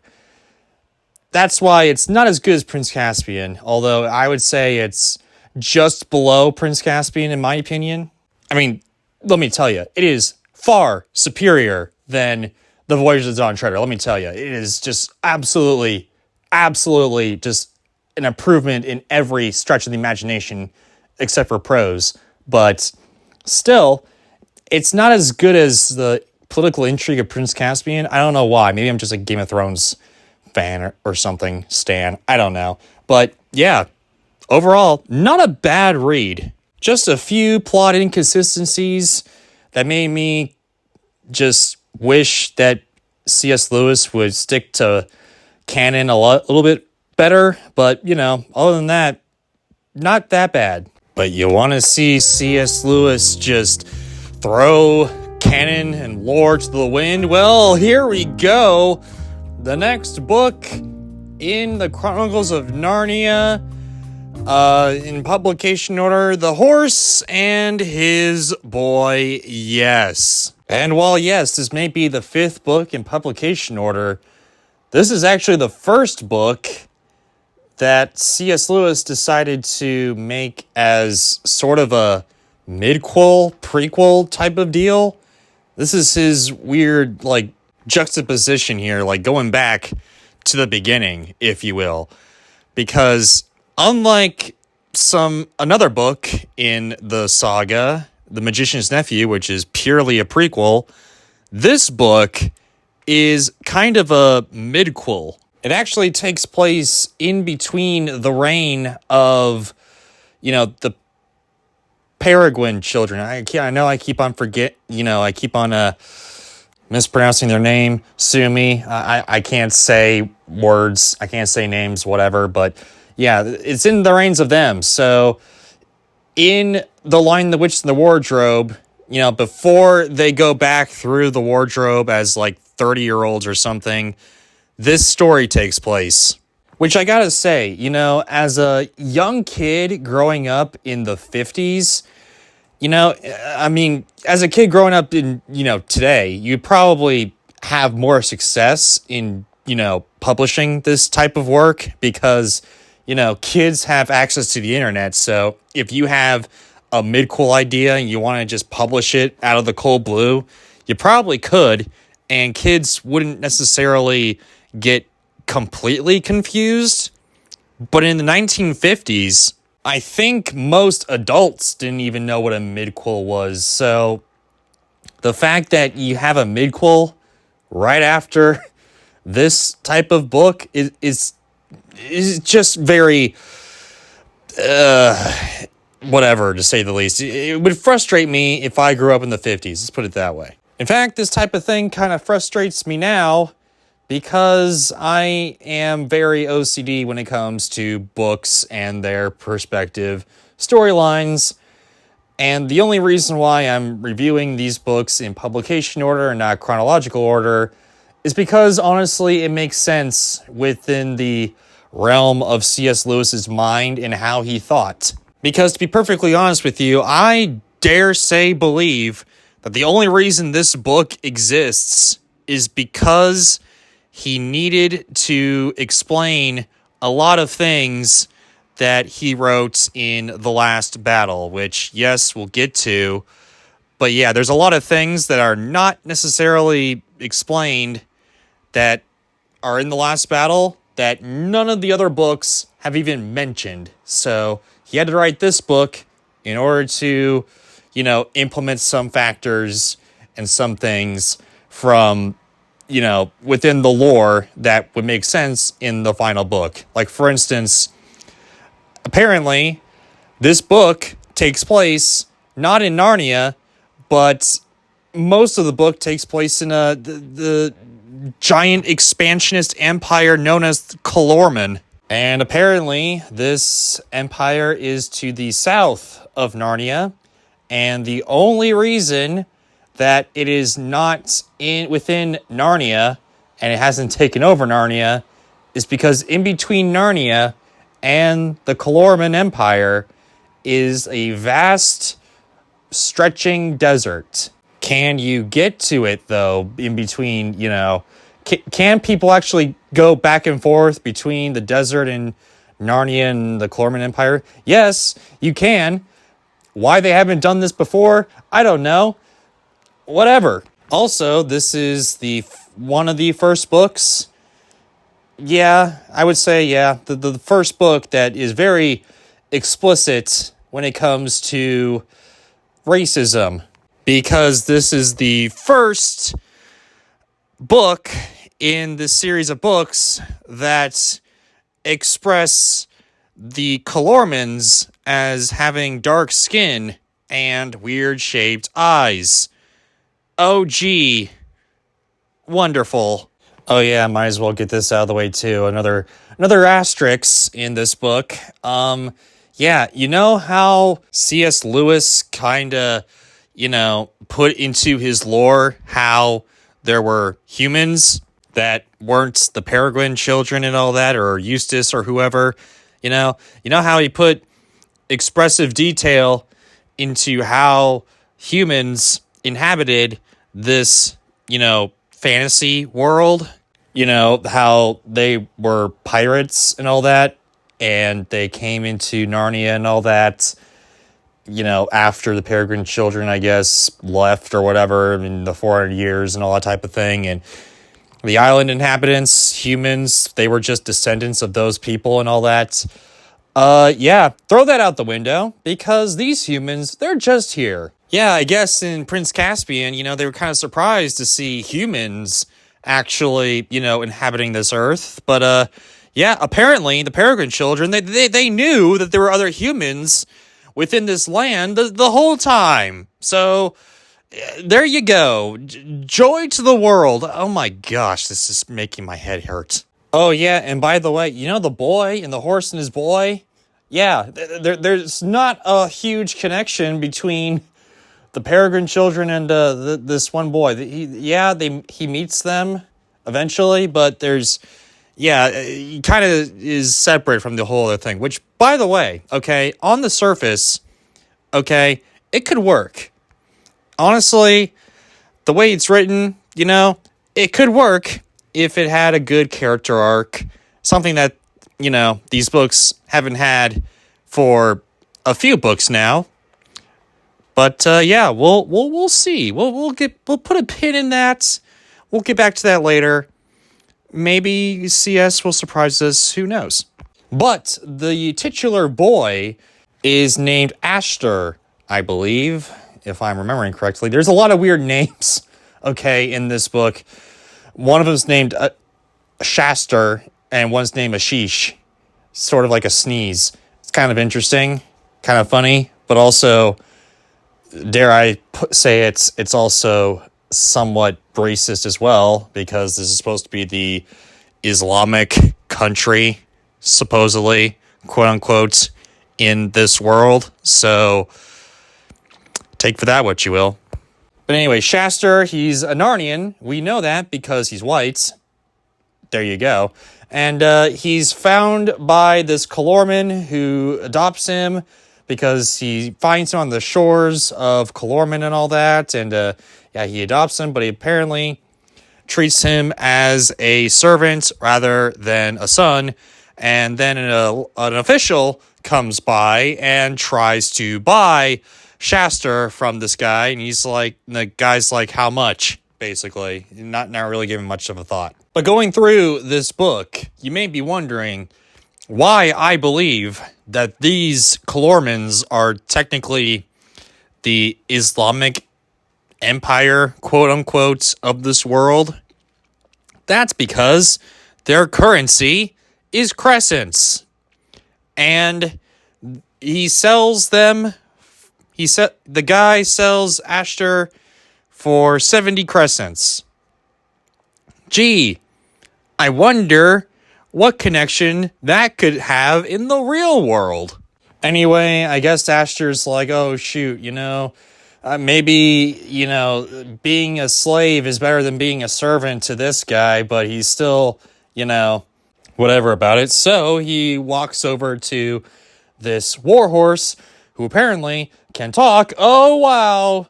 And yeah, he is apparently a Narnian. He's a Narnian horse that was taken capture by this Calorman. The horse and his boy are together for the book. Yay! At least, it starts out in the first few pages with a horse and a boy, and not, the silver chair that happens to be gone within 5 pages in the middle of the book. I'm sorry, I'm still not over that. Oh, and by the way, the horse is named Brie, like the cheese. Yeah, I mean, nothing really worthy of note. It's just a kind of a cute name. Also, apparently, the title is no coincidence. It's not called The Boy and His Horse. It's The Horse and His Boy, because the horse really takes charge over the boy, because the boy is pretty clueless, and the only reason why the boy is even help on the horse is because the horse needs a rider to blend in with whatever Calormans and all that, whatever. Anyway, horse and his boy, let's go. So the boy, he mounts the horse, and they ride and they ride and they ride, and they are being chased by a lion, not Aslan. Don't even think that a lion in this story could ever be Aslan, especially in Calorman. Gee, no, it's not Aslan at all. Brace for impact. Anyway, they lead to the gender-swapped versions of themselves, basically. A girl on another horse, where this girl is escaping her whole, terrible life. And apparently this girl drugged her handmaiden because I guess her owner promised her hand in marriage to the older vizier. Yeah, child brides. Wonderful. I'm not even surprised anymore. Whatever. Anyway, but yeah, apparently she found a Narnian horse as well, and she was like, "All right, let's escape." And and even though the Asher and the girl, they hate each other, the two Narnian horses, they love each other, so they're just like, "Let's team up." And they're like, "Okay." So they run, and then they're captured by Eustace. No, not Eustace.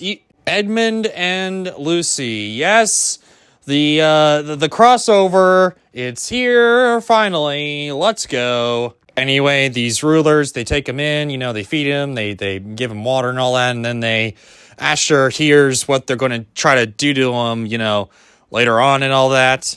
Apparently, this time we also get another LLD, Lewis Lord dump, of course, Joy, and apparently they were in here in Calorment to discuss some kingly things, but the prince has become infatuated with Susan, so he wants to marry said Susan and will do anything in order to get her hand in marriage. And apparently there's a secret path in the desert to safely get back to Narnia, so, Asher's like, all right, well, let's do this. And then the prince, comes into through the window, because, apparently he was fist fighting and all that throughout the land.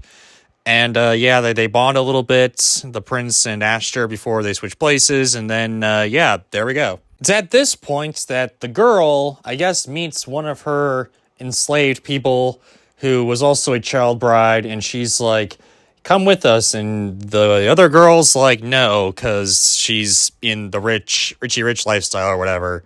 So, okay.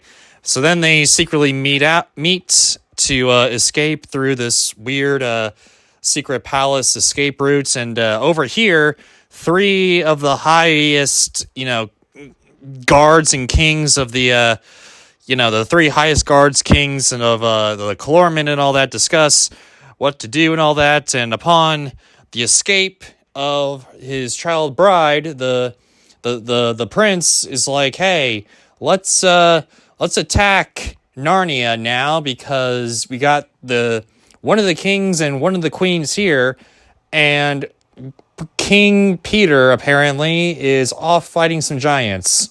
So I think now is a suitable time to, take over Narnia and kidnap Queen Susan and all that stuff. Okay. The king gives his blessing to the prince, but apparently he also says that if he fails, he will disavow him and tell the people he has no knowledge of his attack. So basically, it's a win-win situation for the king, but a win-lose situation for the prince. Okay, Joy. So then Asher, I guess, escapes the palace and spends the night in this, alley or something, and apparently jackals come around. Okay, and then, apparently this lion supposedly comes around to fight him off, scare him off and all that, but apparently as soon as the thing gets closer, it's apparently a little cat. Okay, so I guess they all meet up in the morning and all that, and they're going through the desert, and they're going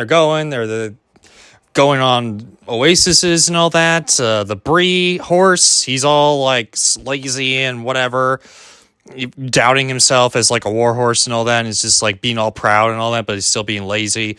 But apparently they get the move on, because another lion, oh wow, comes around, and this time this lion, he cuts the back, claws the back of the little girl. Okay, and she's bleeding, she's hurt and all that, but they're still running, and then Asher's like screaming, and the lion runs away because of the screaming, I guess. And after that, they meet this old ass hermit thing. That's very similar, if you look into it, to a gnome. Like, not those little garden gnomes, but like an old man who lives in like a little shack in a huge ass garden. That type of gnome. The original gnome, yeah, he sounds a little bit like that. So yeah, the hermit, he takes the girl in, and she's resting, and the horse Bree is in the shame corner for a long time because he failed doing his thing. But Shaster, he runs and he runs and he runs, and then he finds the king of this smaller country in between Narnia and the Calorman Empire and all that, and he warns the king of the impending doom, and he rides with the king to, to battle. But apparently he cannot ride a horse that is not sentient, and he fails tremendously. And it was actually during this moment when he's lost in a fog that this huge-ass lion that apparently has been the one and the same lion that's been chasing them and all that. All these lion sightings, there's just one lion. And lo and behold, the only lion apparently in these books, Aslan. Oh, wow. Apparently Aslan was the one chasing them and clawing at the girl and all that. And apparently he did all this to help them on their journey, including clawing the little girl for some reason. Okay. But the next day, he finds out, Asher finds out that he's actually been going to Narnia. So, yeah, he's in Narnia finally. It's a miracle. And, he goes. He has help for some woodland creatures and all that to take him to King Edmund. And King Edmund hears of the impending doom and attack, and he's like, round up the guards, we're going to war. And apparently Lucy, with her awesome fighting skills now, with her weapons and all that, decides to join them on their quest. And Asher is given a dwarf's armor because another kid, I guess, injured the dwarf somehow. I don't know. Anyway, what's weird, okay, all this stuff is very bizarre and just a lot of, interesting twists and turns. Honestly, up to this part, it's actually been pretty good. Honestly, there's been stakes, there's been, a lot of fighting, and there's been a lot of drama and all that. I get it. It's pretty good, actually. But it's at this point that the action kind of takes a dull move here. I don't know what C.S. Lewis was wanting to achieve with this, but instead of actually, showing the battle being portrayed in the book, which, would cost $0 to make, it's not like a Hollywood motion picture. Instead, he has the hermit talk about the battle to the horses as it plays out, like a commentary. Again, costing $0. So I don't understand why Lewis decided to do this. They weren't making movies based on this story yet, so I have literally no clue why he decided to do this. But it honestly just sucks all the drama out of the book, in my opinion. But after all the battles and all that, apparently the kids they capture the prince, and they try to be merciful toward him, but the prince is just a slaving ass hat and all that, and it's only until Aslan comes around to actually help out, where apparently he turns the prince into a donkey and tells him that he can only not be a donkey if he doesn't come back to Narnia. And if he does try to come back to Narnia in any way, he will be turned into a donkey permanently. Okay. I gotta admit, reading this part for the first time as an adult is kind of hilarious because, he was acting like an ass, and now he's becoming an ass. I gotta admit, CS, you can put on some joke. You could be a jokester. You know, you can be a jokester when you want to be. It's not a lot, not most of the time, but you can be a jokester when you want to be. And it's during this moment we get another Lewis lore dump as well, where the king of the other country that's not Narnia, but it's a smaller country to the south of Narnia or whatever, turns out that this king is actually the Ashtor's son. What? Whoa! And apparently, his real name's Kor, I guess. So yeah, there's that too. And apparently, his kidnapping was this whole thing about this prophecy about the kid trying to rise up and defeat this whole thing, and actually the prophecy came true.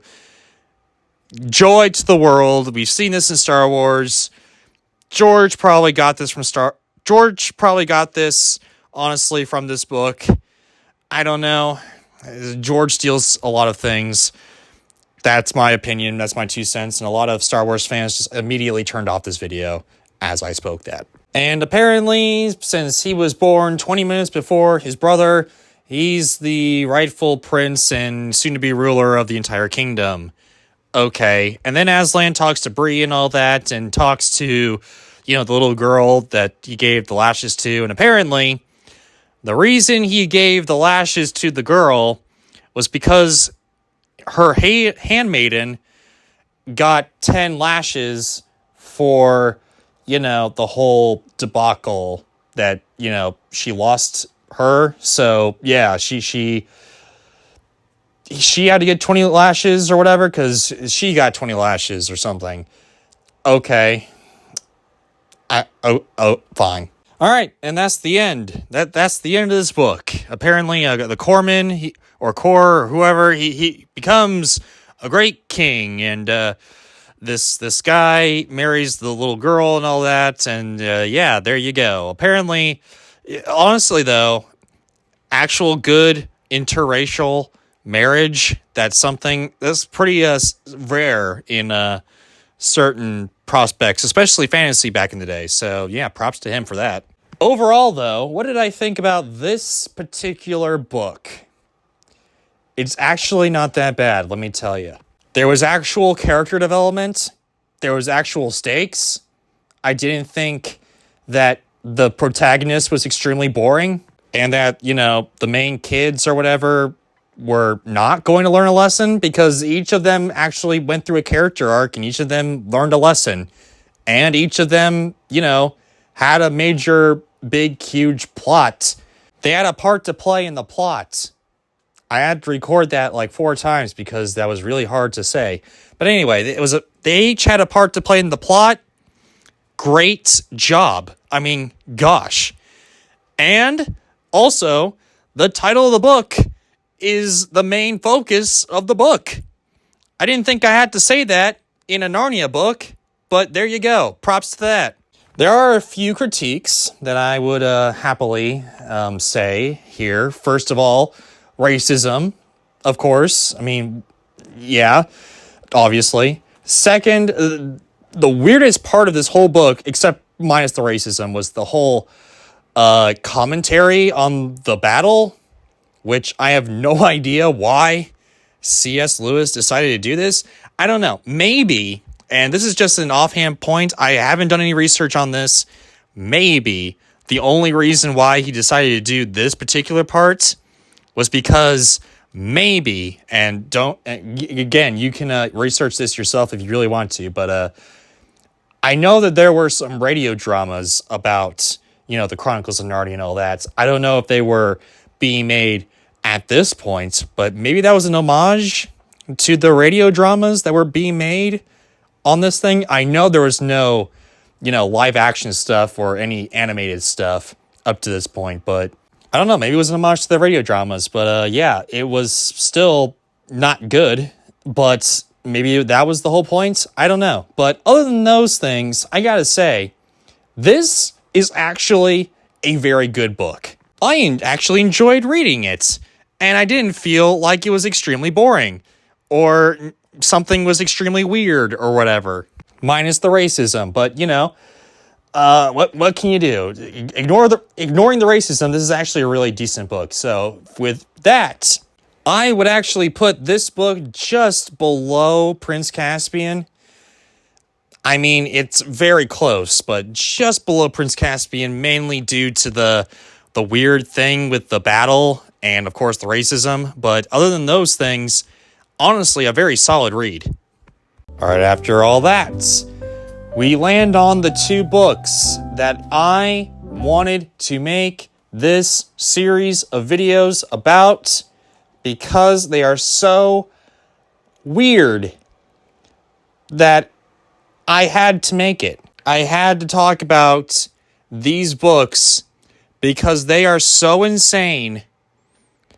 I had to talk about it. The first book in the series, The Magician's Nephew, aka the second to last book that I guess C.S. Lewis decided to write. Also, the prequel to everything. That's right, this is the prequel to the best book in the series so far, and to be honest with you, my personal favorite, because it answers a lot of questions, but it is also just bad crap insane that it won me over, just how utterly obnoxiously insane this is, and I love it for it. It answers a lot of questions, like for instance, why there's a lamp in the middle of the woods in Narnia, and why there's an evil witch, what's the deal with the lion, all that stuff. But it also adds a lot of questions to the lore that make it even more juicy and even more hilarious. It puts a smile on my face. I don't know why. Normally when there's more questions than answers, I get angry. But for this, I'm just like, listen, okay? I don't know what C.S. Lewis was on. Probably nothing. He probably just, read the Bible and was like, oh yeah, I gotta add this. Or I don't know, maybe he had a lollipop and he's sugar prone. He was like, oh yeah, let's go here. Because, and oh boy, here we go, the juicy parts. In the real world, okay, not in Narnia, not in any of these other worlds, but in that, we'll get to that. Not in any of the other worlds, but in this real world that we live in, okay, Sherlock Holmes, okay, exists, okay, Atlantis also exists, or existed, and actually, went underwater. 3, the Atlanteans invented transdimensional travel. Yeah, aka they traveled to other dimensions. They discovered transdimensional travel. While we, at the time of this book, hardly just barely discovered electricity and used it for electrical things. I know.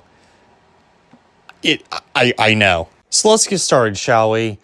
Oh boy, I'm in love. I'm in love with this book. So it starts out with Polly in the 1910s meeting Diggory, who coincidentally is the professor, the kind of knowing some things but not everything professor in the first book. So this is the origin story of this professor. I know. It answers that question. Thank you. Diggory apparently is moved from the country of England to the city of London and all that because her mother moved back in with her sister because his father is off in India. Gee, I wonder where they got that from. AKA the real story of J.R.R. Tolkien. I don't know if this is really what C.S. Lewis actually also transpired or whatever, but there's a lot of similarities between that and J.R.R. Tolkien's actual biography. So, yeah. But yeah, they're buds and all that, but there's also this weird uncle that also lives with them, Uncle Andrew, because, of course, there's got to be an uncle that's evil or whatever. But so Polly and Diggory, they're going traveling and all that, and They find this weird cavern thing that's like a I don't know, a butler's cavern thing that's close to the kitchen or something. So they discover it, they explore it, but then it's apparently it goes to Uncle Andrew's room, Joy, and after doing some weird stuff with Polly, like talking weirdly to her or something, he gives her a ring, a gold or green or whatever ring, and yeah, she puts it on and disappears. Gee, I wonder where that came from. It's not plagiarizing if you take it from your best friend. It's actually beneficial. Yeah, it's a gift. It's a true gift. But, of course, because the person left, we gotta have a giant lore dump, the classic Lewis lore dump, if I'm gonna call it now, the LLD, if you will. And this one, oh gosh, it's a trip. Get ready for this. So, Uncle Andrew has a box of dust. Yes, a box of dust that apparently his mother got from other worlds. Yes, his mother apparently was the last of a long line of fairies. Yes, and inside the box is stuff that is extremely ancient, apparently from the lost city of Atlantis. Yes, ladies and gentlemen, we're there. And apparently Andrew's been dedicating his life to being a magician and using these old things to use as his magic tricks and all that stuff. Yes, and through creating and dedicating his life to these ancient relics, he created 3 gold and 3 green rings. The gold ring transports people anywhere in time or anywhere in space between dimensions or whatever, and the green one sends you back. And of course, he's a big wuss to try it on himself, so he recruited Diggory and Polly to do it for him. Yes, the insanity has become upon us, ladies and gentlemen. The insanity is now upon us. Before we go any further, I get the whole Atlantis, whatever, big box of dust or whatever. I get that in Narnia, right? If that happened in Narnia, I wouldn't question it. But this is happening in the real world. Yeah, this is happening in the real world, and yeah, it's just absolutely insane. And I love the fact that the real world is as magical as Narnia. We just haven't discovered it yet. But oh, get ready, because it gets even weirder.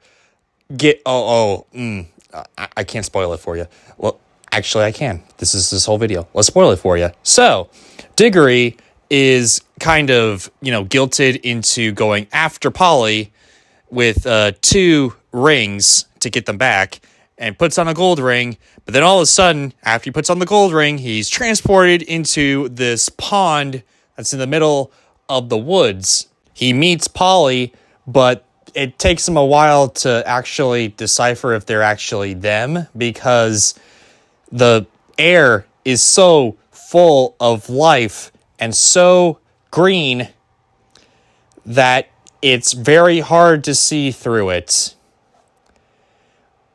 Yeah, enter your marijuana 420 jokes here. The 2 eventually decide that this is a world between worlds, and each and every pond is an entrance to the greater multiverse.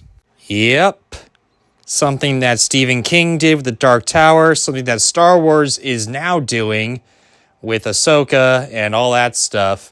Something that the MCU, DCU, whatever, and all these other monster universes and all that, all of them lead right to this Narnian book. Yes, the world between worlds, multiverse, they're all here. Oh man.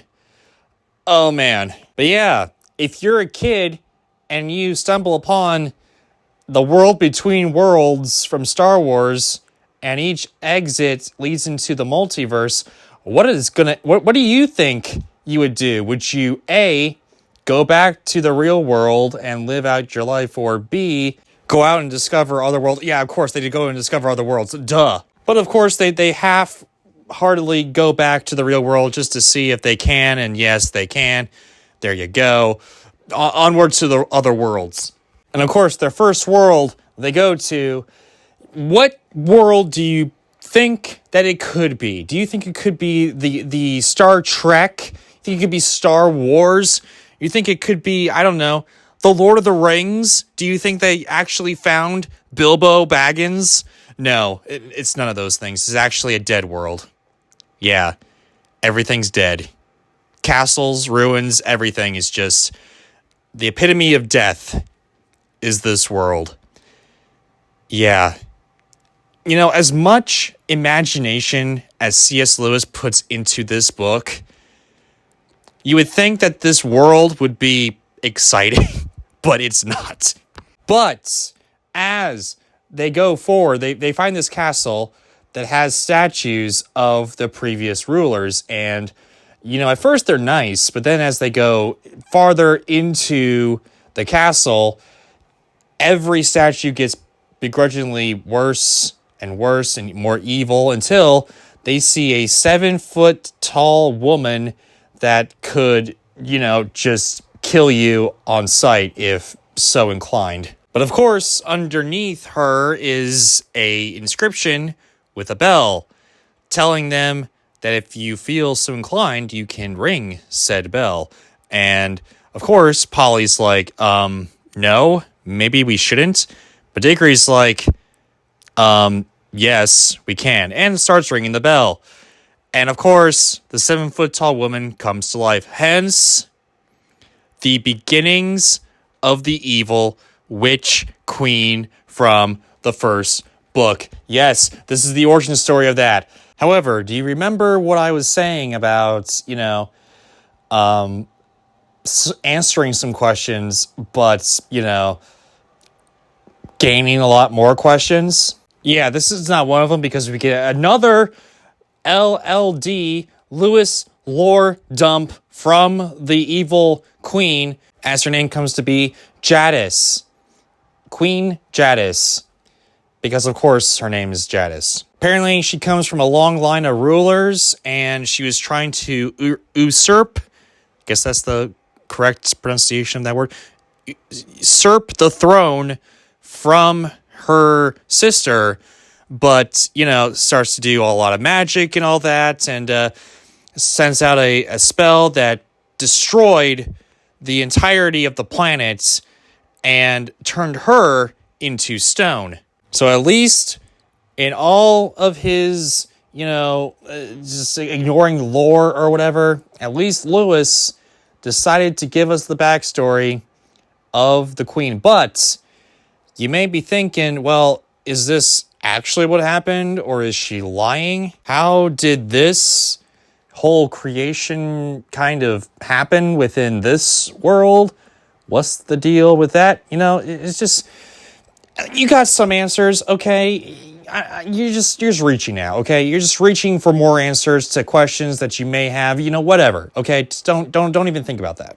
But hey, if you thought we're done with the cuckoo craziness that is this book, oh no, there's more, and it's juicy too. So Jadis thinks that the ruler of Earth is Uncle Andrew, so she tells the kids to make her go back to Earth to take over Earth, much the same way that she did with her planet.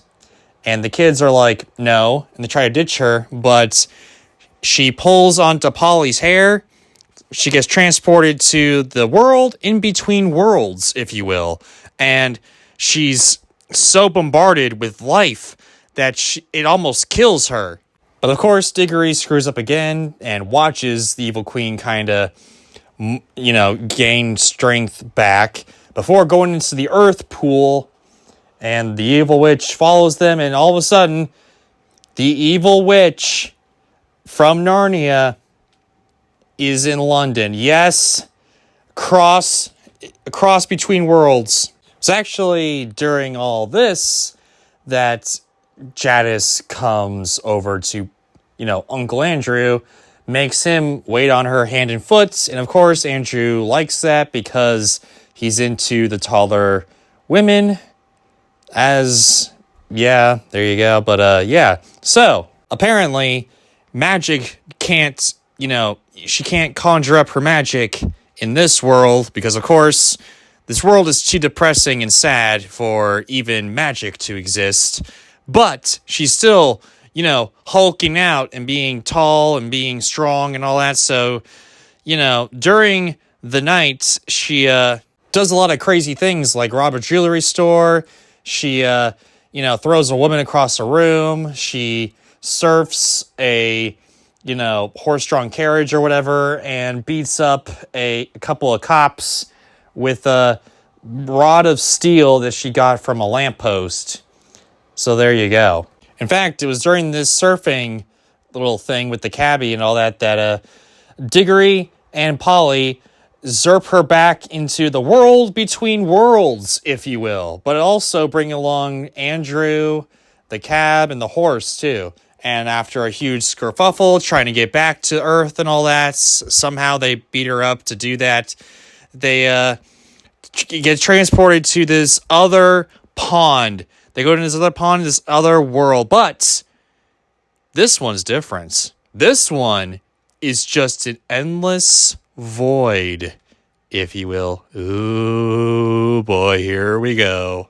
Now, the cab driver actually is the chillest guy of them all, which I gotta say, I'm a stand for. This guy, okay, G. He's a G. But what happens next? Oh, Aslan, he's here. Ho-ho. And guess what? He sings the world into existence.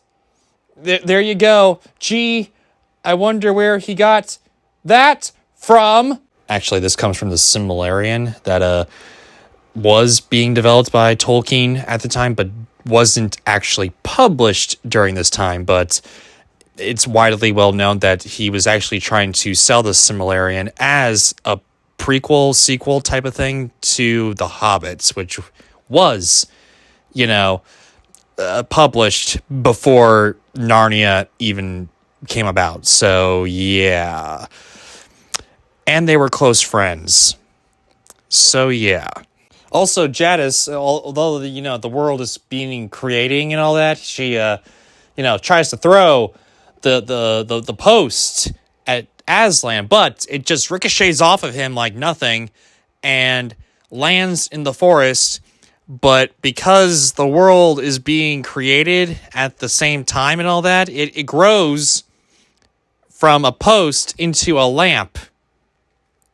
So that's why there's a lamppost in Narnia, because of that. And I guess that was Jadis's only, idea to do. So she just runs away into the horizon. Yeah. And then, Aslan, he creates all the animals of Narnia and makes them all able to talk, including the horse that the cab driver guy owned. And then they have a debate about whether or not it's okay to use horses as, work horses. It's kind of funny. Andrew faints and, becomes, I guess rolled around with the animals because the animals are just like, what the heck? What's up with this guy? But, yeah. So, because the cab driver is a good Christian fellow here, he becomes the first king of Narnia and on top of that, absorbs his wife into Narnia, who's just okay with it as well, singing a tune and all that, whatever. And she becomes Queen of Narnia. And apparently, come to find out, this guy's name is Frank. So yeah, he becomes a cab driver into a king of this weird world that just has talking animals. Okay. You see this. This is why I love this book. Because there's random characters in here that are just insane stuff happening before his eyes or their eyes. And they're just like, whatever, it's a Tuesday. But upon seeing all this, Diggory's like, oh, hey, maybe this lion is some kind of god or something. So, hey, can you help my mom, please? Oh, and by the way, I forgot to mention, apparently Diggory's mom is, ill. So, yeah, it's on death's door.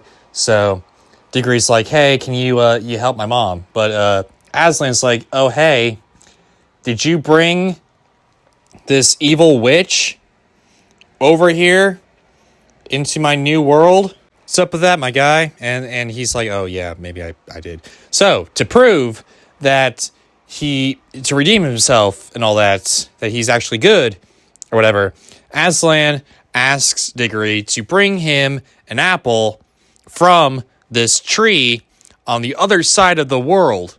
And if he does, then they can use that apple to, I guess plant a tree that can combat the evil witch's powers for the rest of known existence for a good long time. And you may be thinking, oh yeah, this is a good setup for the next book. But no, this is not, the story's not done, kind folks. Oh, we're just getting started with this one. Yeah, Aslan brings about the horse, gives him wings, and tells Diggory to hop on, and he's like, okay, we're off. So, they're flying, and then all of a sudden they're there in the orchard with all these magical apples, and there's an inscription there that he reads, and all of a sudden, oh, wait, the witch, she's here. Oh, no, and she turns out that if you eat the apples, you can be young, perpetually young, but at the cost of your happiness, and you turn extremely pale, which is why she's the White Witch. Yeah, there you go. Also, apparently, she uses temptation and, this apple, oh no, oh hey, maybe you should use that apple to help out your mother instead of just giving it to the cat. You can just use it to save your mother right now. You can do that. But thank God, Diggory's like, nope, done listening to my random thoughts in my head. Time for you to shut up. Grabs that apple, whisks it back to Aslan. Aslan plants that apple and makes the tree to battle, the witch and all that. And Aslan's like, okay, yeah, you're good. Good going. Here's another apple to help out your mother. I just want to say this. Great juxtaposition here. Because actually, what they're saying is, yeah, he could have gone and given the apple to his mother, and she could have been okay, But he did the right thing, so Aslan gives the apple to him, which I guess solves her life without all the, juxtaposition of her being pale or having, a bad time at it, It solves the issues. But yeah, I guess, after she eats the apple, gets all better and all that, Diggory digs a hole, if you will, and plants the apple core and becomes a tree. And the tree, after it gets fully grown, I guess, blows over in a storm. And Diggory uses that tree for none other than, you know what? Guess what she makes the tree into? A wardrobe! Yes! Connections! They're all here. Polly and Diggory remain friends to the end, and, Uncle Andrew stops experimenting with magic items and all that, but just want to point this out. At the very end of the book, Lewis still insists that Andrew never forgot his love for the evil witch. Which I just gotta say, Christians are prone to not be into fetishes or whatever, but the fact that Lewis just adds this giant fetish to this one guy, nice touch.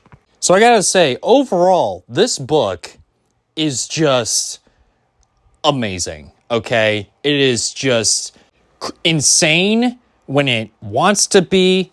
It explores a lot of questions and answers, and on top of that, you can just read this book and not have any connection to, the first book. It works that well. The main character has a solid, beginning, middle, and end. It actually has character development. I gotta say, we were missing that. I was missing that throughout this entire book, read along and all that. The fact that there's actual character development from beginning to end, amazing. Thank God. Finally, CS was like, okay, time to actually roll up my sleeves and make an actual good beginning to end book. Finally. However, I do have some notes, not as blatant as I did with the Voyage of the Dawn Treader or, most of the other sequels, but there are some questions if you really think about it. Not necessarily, blatant lore cross-examinations that, need to be addressed like in the Horse and His Boy, necessarily. But, I guess the big thing is, I guess C.S. Lewis is trying to teach kids about, the Bible and all that because, the school, London schools or whatever weren't teaching them, apparently, as we concluded with The Silver Chair. So I guess this book series was supposed to be that bridge between, the Bible and, life. But I just got to think, why, why exactly did Lewis put these particular things within this book?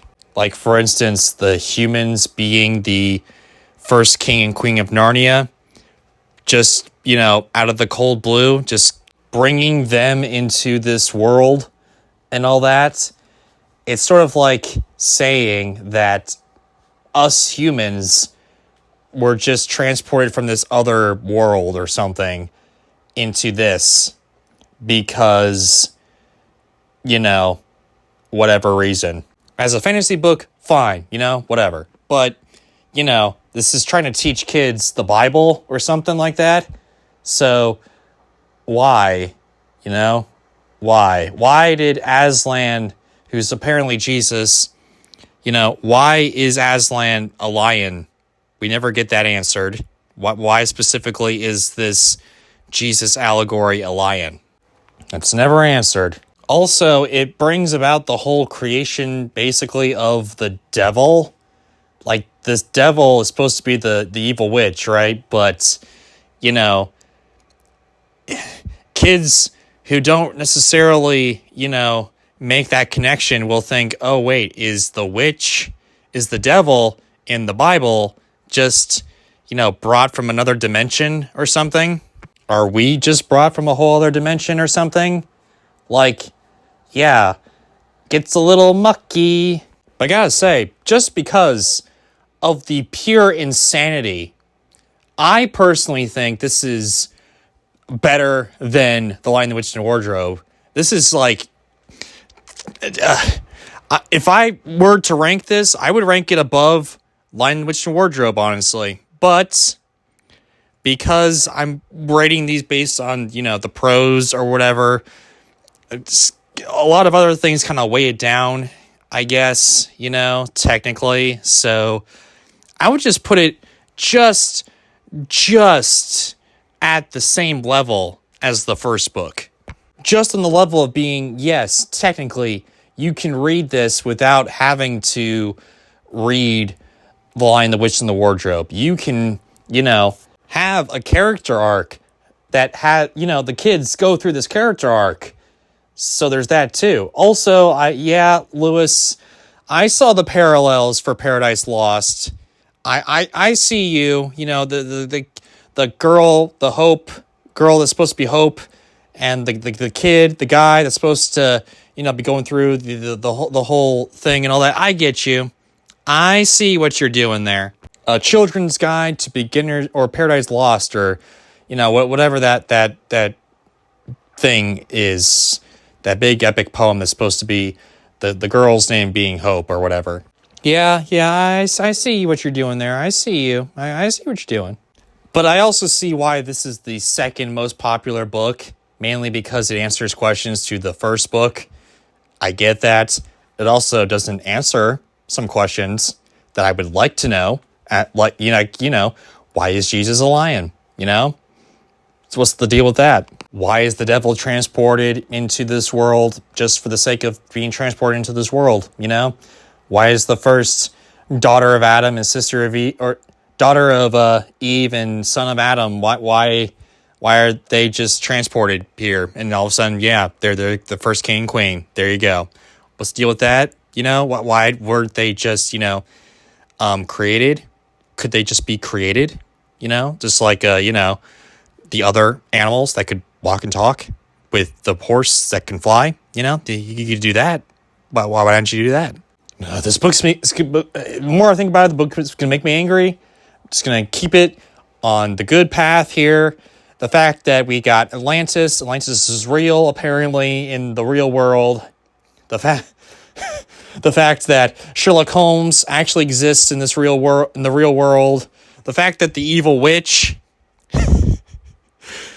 made a Hulk smash throughout the entire world, and no newspapers decided to report on that. The more I think about it, whatever. The more I think about it, the more whatever. I'm gonna make it okay. This is fine. We got a good character arc. We got a good weird things. It's weird, crazy, cuckoo shenanigan things. Something that you would think that C.S. Lewis was high off his ass, but he's a Christian, so he probably wouldn't be. Okay, whatever. The end. Great book. On par with the first. The end. But, ladies and gentlemen, we are not done. Oh no. Our journey through Narnia is only at its peak. We are about to go into the most controversial book in the entire series. Not because of the lore dividing thing here, not because of the fact that there's racism or whatever, or the fact that apparently Jesus just took us from this world and, from another world and put it here, apparently, and this is the allegory or whatever. So if you really think about it, Jesus brought us into this world and didn't necessarily create us into this world, and Satan apparently is a evil witch that apparently came from another world as well. A lot of cuckoo craziness, a lot of weird unanswered questions that just add more questions. But no, this last book, The Last Battle, if you will, entails a whole lot of very, very controversial things that take place. That, a lot of crazy shenanigans that happens in this book that entails a lot of death, a lot of real world death, some people that are left out because they wanted to have a social life. But we also have blackface. Yes. Technically it's not blackface, but technically you can also see it as being blackface. Yeah. We're in that section of writing now.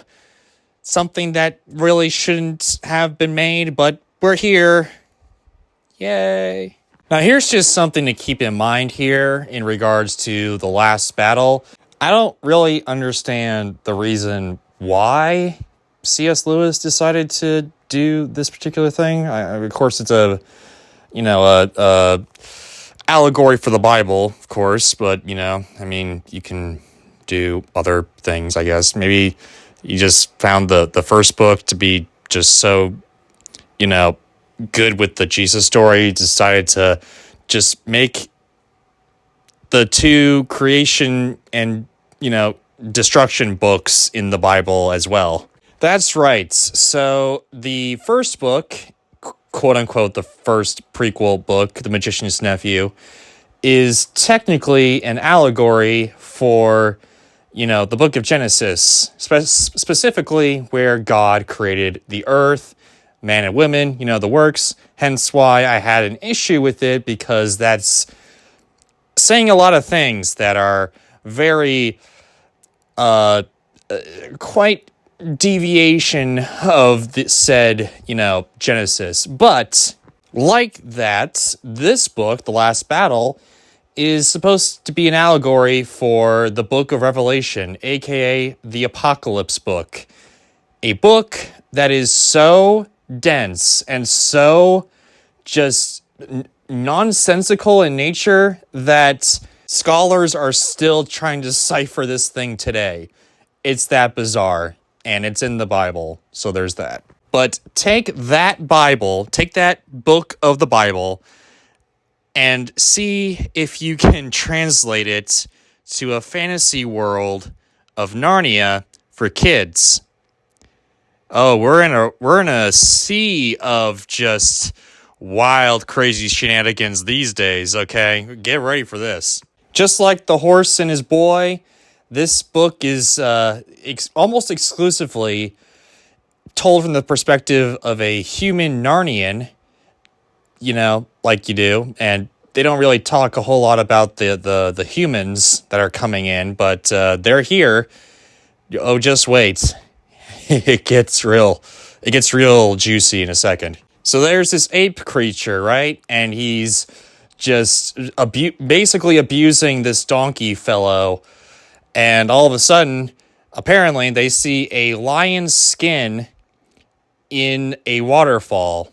So the donkey goes and gets it and struggles a lot to get it. And the ape guy's like, yeah, screw you, just keep on going and all that. But he finally gets it.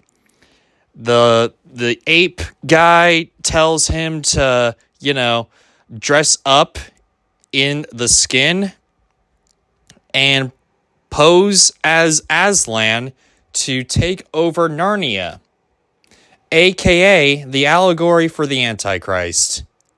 It's that type of... We're in that type of story, kind folks. Buckle up. I just have a few minor questions in this particular part of the book already. Like, first of all, who hunted animals in this world? I know there's, wars fought between humans and animals, but I didn't know they're actually, hunted, especially in Narnia, because the animals are, sentient and, speak. But then again, these are humans that are somehow more barbaric than the pirates that came over. So whatever, lore out the window. Second, why is there a lion? Why? How can there possibly be another lion within this world that's not Aslan? I've never seen, throughout these entire 6 novels up until this point, I have never heard of another lion populating this world until now. So there you go. There's that too. Once again, lore out the window, whatever. We then cut to the new king of Narnia. Yes, it is not William, nor is it Caspian, thank God. Not that I'm not a fan of Caspian. I'm actually am a pretty big stan of Caspian, but still, I mean, it's time to move on. The world, okay, inconsistency, let's move on. King Tyrion, no, not Game of Thrones Tyrion, the other Tyrion. And his unicorn just lounging around, just saying, hey, you know, I heard that Aslan returned. Isn't that wacky? But then, you know, a centaur comes around and is like saying, hey, I've seen the stars in the sky, a.k.a. astrology, if you will. I didn't even know, you know, CS believed in certain things, but whatever. Anyway, using astrology, deciphered that, the world is in danger. But, you know, Tyrion's like, okay, star lover, you might be a little dense here. Let's calm down here. But all of a sudden, you know, tree people come over and they're just like, hey, you know, people are chopping down our trees and we're dying as a result, you know, because of the trees, they're dying. And then Tyrion's like, oh shoot, well, time to saddle up. So, you know, he goes and he goes and he goes and he's seeing this water rat that apparently gives him another piece of lore dump that Aslan has decreed that all the lumber be sold to the quote-unquote Islamic empire that Narnian tends to, you know, love and endure, if you will. Now, here's a little a side note, if you will. I would assume, I don't have, you know, concrete evidence to, you know, decipher this, but after reading all these books, I assume that the only reason the horse and his boy exists in the first place is to kind of set the groundwork for this, like, quote unquote Islamic empire, the Calorman Empire, so that, you know, selling lumber to these people is wrong and evil and all that stuff. I would assume that's the reason why a horse and his boy was there to begin with, but, you know, you never know. It's because up until the horse and his boy, we haven't heard a single thing about this empire, but this one book that's kind of a midquel to the first book exists probably to do that. So, yeah, you wonder why it exists? There it is. But then, you know, Tyrion's all like looking up and seeing Calormans. Oh no, they're enslaving Narnian horses. So he goes out and attacks them and he kills them. But he's so guilt-ridden because he's disproved the plan of Aslan that he surrenders himself to the Calorman, the next Calorman that comes around and all that. Which, yeah, also this is the start of the impending racism this book is known for, or should be known for, because, oh, it's juicy. Won't dive into it here, but let's just say, if you're sensitive to, you know, racism, especially from the 1950s, about, you know, Middle Easterns, don't read this book. Anyway, he's taken captive and he's greeted by the monkey from the beginning of the book. And apparently the monkey, you know, he has an alliance with the Calormans, but he's had the alliance with the Calormans the entire time, but the lion skin was the last little thing to give the bid for power. And, you know, he's starting an invasion of Narnia and all that. And basically another LLD, if you will, a Lewis lore dump from this character as well. Thank you for telling and not showing C.S. Lewis. Also, apparently, oh gosh, because the lion skin is so, you know, rough, that the Aslan lion supposedly the skin and all that. Yeah, the donkey only has to come out at night, so no one really can look at him really closely and all that. But the monkey, he's saying that Aslan said that he is not only the king of Narnia, the god of Narnia, but he's also the god of the Calormans, aka Tash. So, yeah, he wants to be called Tashlan. And in case none of you really understand what's going on here, this is the Antichrist allegory that resonates throughout the Book of Revelation and all that.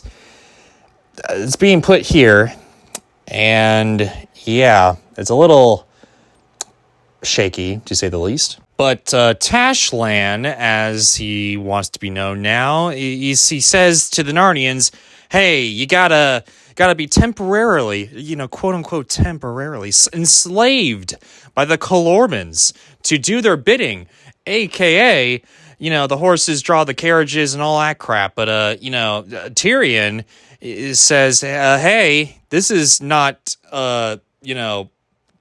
good. This is actually a well-crafted, manipulative invasion, and he tries to fight them off. But yeah, the ape guy, he's like, oh no, you gotta be tied up to the tree so we can we'll figure out what to do with you later. Yada yada yada, whatever. Loyal rats, they come over and help him, feed him, give him water and stuff like that. But he still becomes delirious as the nights go on and all that, and he just wishes that the transdimensional children that helped his ancestors in the past and all that, would help him, now. And all of a sudden, boom, there you go. You get all the travelers to Narnia all in one spot having dinner together in a vision. You got the Peregrine children, you got the, you got Eustace, you got Jill, you got Diggory, you got Polly, aka the stands of the whole thing, in my opinion. But you get the whole gang just seeing this one guy, and he's like, oh, hey, it's you. And they're like, oh, hey, it's a Narnian. But then the image goes away and all that. But later on, Eustace and Jill, they're back. They're here. They untie the king and all that, and they're like, oh hey, it's kind of weird that every time we get over here, everyone's dead. Well, that's kind of sad, really. But whatever. Anyway, they don't really remember how exactly they got to Narnia this time. How they got to Narnia in the past, wardrobe, the train in Prince Caspian or whatever, the weird, painting and the Dawn Shredder, the weird door in the silver chair or whatever. They don't remember. This time, all they really remember is a just out of control train just trying to zoom right by a train station. Dun dun dun dun dun. Anyway, although the plan was, since they saw this Narnian, they're like, oh hey, we gotta go get those rings and all that, and that's why technically Eustace and Jill were on the train platform and all that. So there you go. But yeah, we gotta put that aside. We gotta deal with this because this is more important.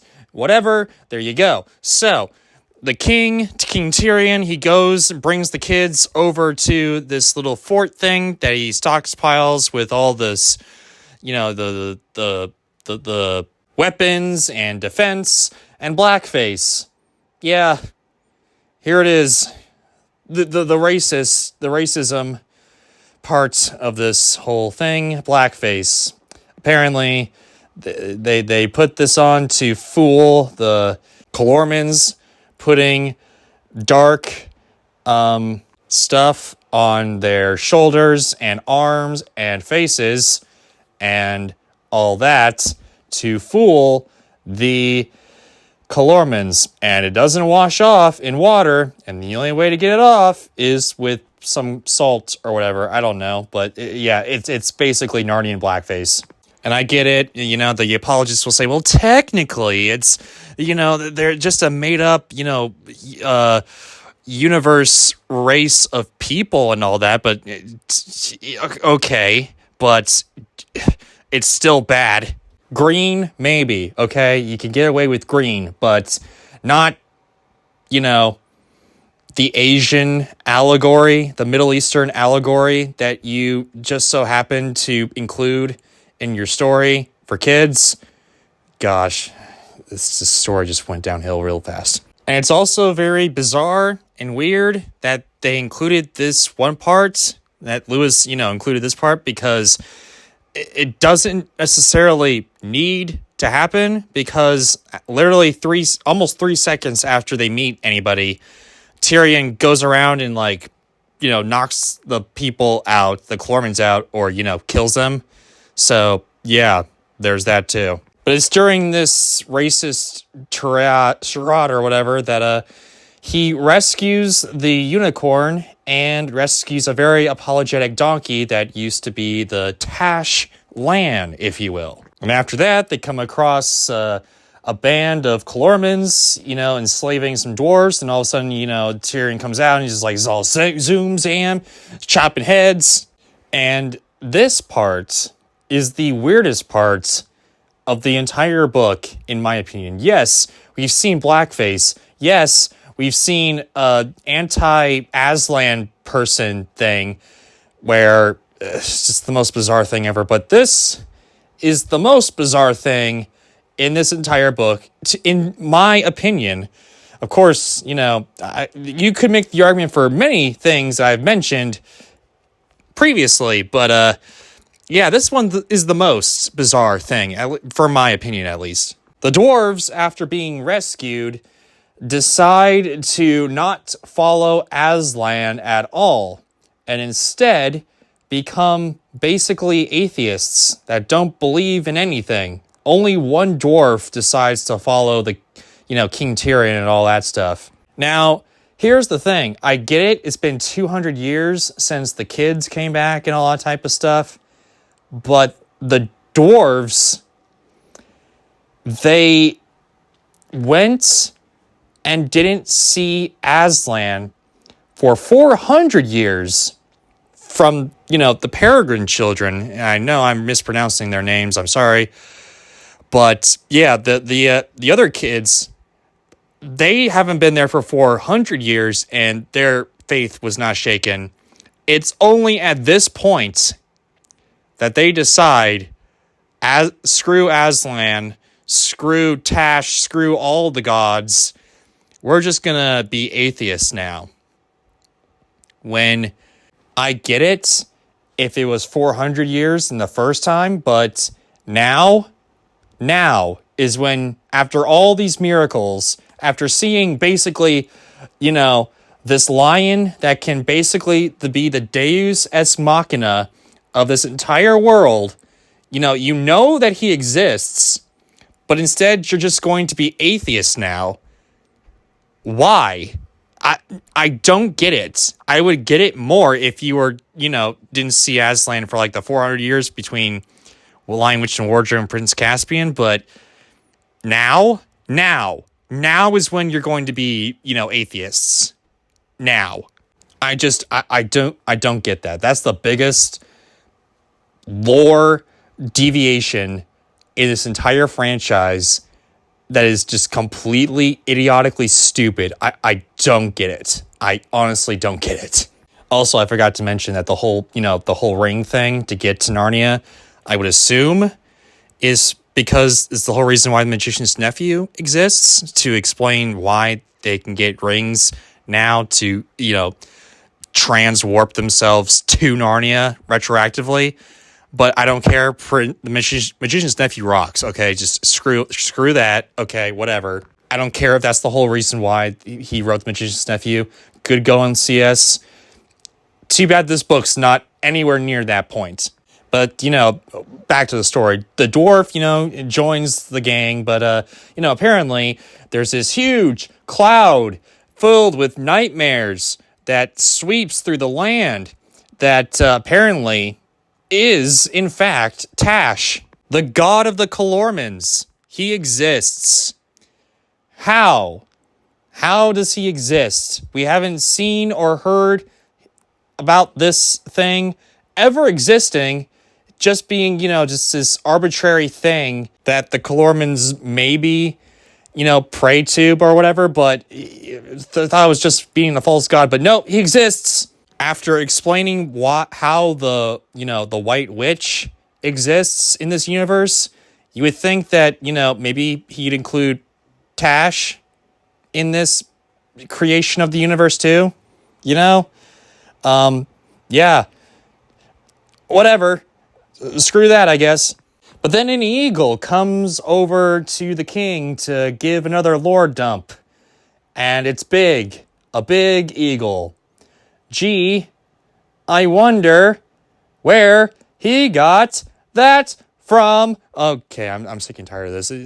Okay, there's a lot of stealing from Lord of the Rings, okay? Just be honest here. And this lore dump, okay, this Lewis lore dump is probably the most gut-wrenchingly just stupid amongst the entire lore dumps that have ever come up to this point. This lore dump that this eagle says basically tells us all that the Calormans have invaded from the ocean and have now attacked Narnia and has enslaved the entire kingdom and destroyed the armies and all that stuff. Narnia's taken over. The end, basically. Yeah, after, thousands of years of this Narnian history, after 6.5 books of trying to defend this one land, you mean to tell me that the entire country of Narnia, the thing that we've been invested in for so long, is taken out by a backstory? We don't even get to see the last battle in the last battle. Are you kidding me? So yeah, basically, King Tyrion's like, hey, listen, Eustace and Jill, you can go back if you want to, but I'm going to try to rescue as many Narnians as I can and try to make a last stand, just to die with honor, basically. But Eustace and Jill, they're all like, yeah, no, we'll still be here. We're going to help you out. And he's like, okay, thanks. And then they go rush off to battle the ape and all that stuff. And they were making a very convoluted reason as to why you can't see Tashland anymore. And yeah, this thing, the Calormen and this weird cat come up with this plan that you have to go in to this stable to see Aslan if you dare, and all that type of stuff. And the only people that kind of challenge him on this are the atheist dwarfs who shout racial slurs at them. Oh, why? Now, okay, this whole story is sort of messy, right? Get ready. We're not done yet. So the cat decides to, sort of be the example and go see Tashland to, do their thing and all that and come out like, oh yeah, I saw Tashland. He was pretty sweet. And then anyone else who tries to go see him, they would eventually, perish and die or, be killed because, the Tashland's not there. But then all of a sudden, the cat comes out and is so freaked out that he devolves back into like a non-talking cat and scares away and goes away forever. But apparently the one good Calormen, he goes in, he wants to go in to see his god, but apparently, the other Calormen's like, no, don't do it. Really, my dude, do not do it. But he's like, I don't care, I'm going to do it. He does it. He's got the the weird.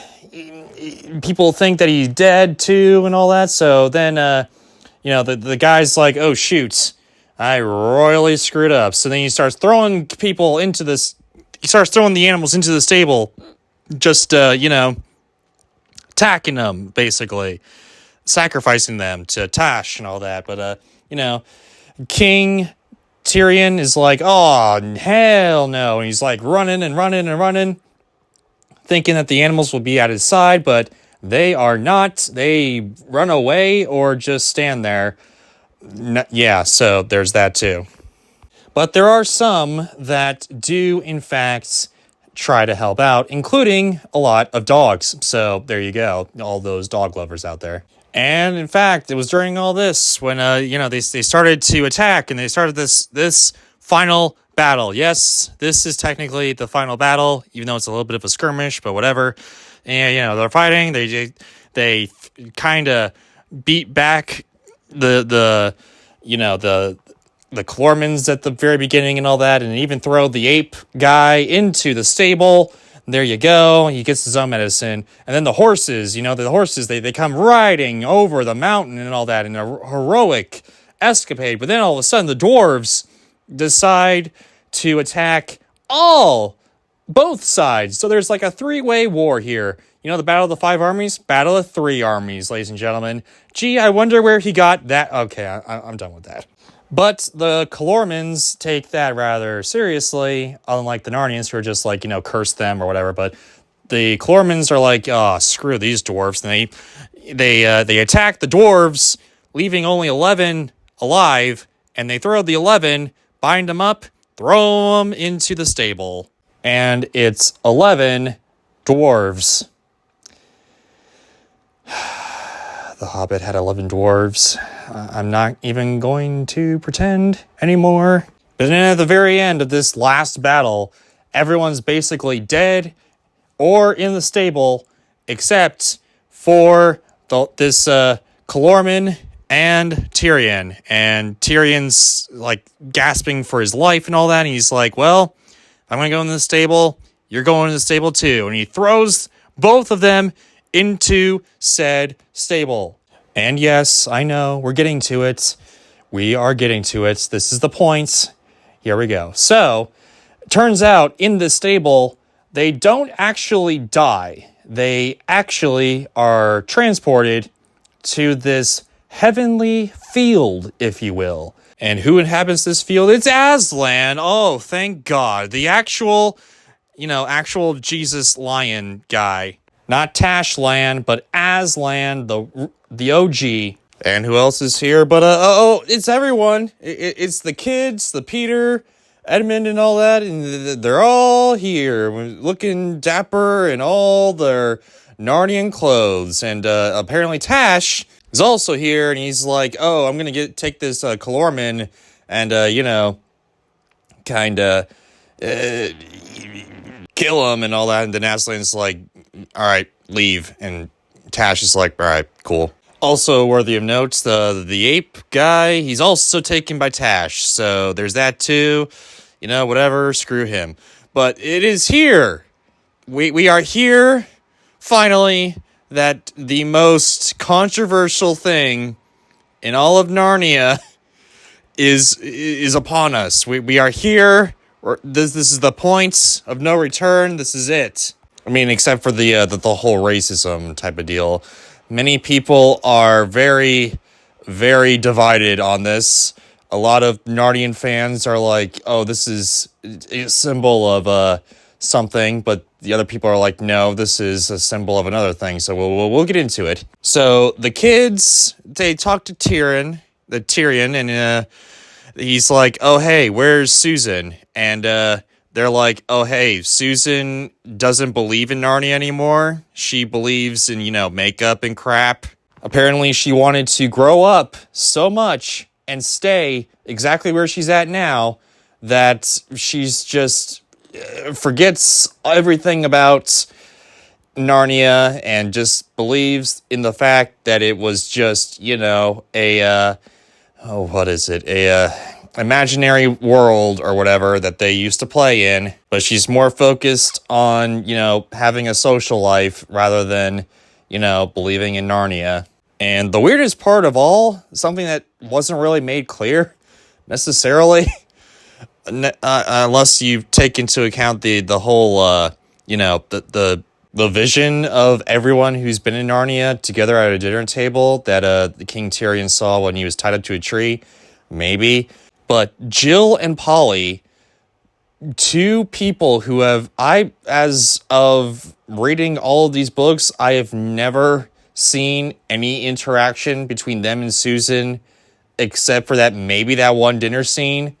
But yeah, they speak up and they're like, oh yeah, Susan sucks now. She's all pretty and all that crap. Which, that's a kind of a loophole. If their only interaction is just that dinner or whatever.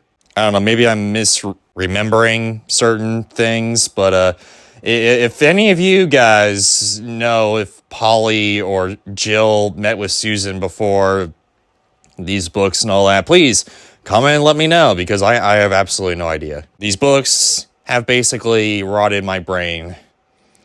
Some for good and some not so good. But then also we see the 11 dwarves that, were, let's say they are, what are they? Paganists? Atheists? Whatever you want to call them. They are basically in purgatory, where they're in the Aslan's land, if you will, or this really, really great country, Aslan's country, if you will, even though they don't really call it that, but it's some kind of heaven and earth or whatever. So they are technically in their world, but they perceive this world as being the actual stable. So they're like, eating turnips and smelling weird stuff and all that. And it's basically an allegory for purgatory because, yeah, they didn't believe in anything. They're atheists. And it's also here that, people who believed in Tash, they, are in this land too. They're not, perceiving this as a actual stable, So I guess Lewis's thing is to believe in something rather than nothing. Because if you believe in nothing, you're going to be just like these 11 dwarves. Okay. Then Aslan goes out of the stable and signals that it's time, apparently. I don't know. And then all the animals, they come up there and get divided between the good, which they get to enter into the stable, and the bad, which if they're bad, they devolve into regular animals and just skimper on over like regular animals should. There's no mentions of humans, so yeah, there's that. I guess they just die. Whatever. Narnia gets destroyed. The entire civilizations, all the world gets destroyed. Giant waves, meteorites crashing, just everything. Everything is just destroyed. Dragons tear up the forest. Father Time wakes up and is just, wrecking havoc, and just the sun goes supernova before Father Time just squishes it again, I guess, or something. I don't know. Stars fall out of the sky. It's just an apocalypse. The apocalypse is here. Aslan goes back into the stable and all that, and the Chlorman is like, oh, hey, listen, I'm kind of regretting the whole Tash thing. Can I still worship you? And he's like, yeah, sure, whatever. So basically, in this very convoluted reasoning, I don't know why, maybe he didn't necessarily know the good news of Aslan and all that in this world, but in his reasoning, Aslan says that it is okay because all the good that you have done with worshiping Tash was actually for me, and all the bad was actually for Tash. So yeah, you're good. So yeah, apparently, if you worship anything but you're good, then you can go into heaven. But if you do something evil, then you go to hell. And it's actually for the devil. Even if you worship the devil and you're good, you get to go to heaven. Some notes. Some notes, C.S. Lewis. Okay, fine, whatever. I'll get to it at the end. And then, ladies and gentlemen, we come to the end of this book. The weirdest of all the weirdest of all things. I mean, first Narnia, gets destroyed and all that just randomly, kind of. But now it gets even weirder. So buckle up. Oh gosh, we're in for a ride. If you didn't think the ride was this weird before, oh, get ready. Here we go. So apparently, everyone's like, oh, hey, we don't feel tired and we don't feel fear anymore. So they just run. They start running and running and running up until they running to the west, into the west.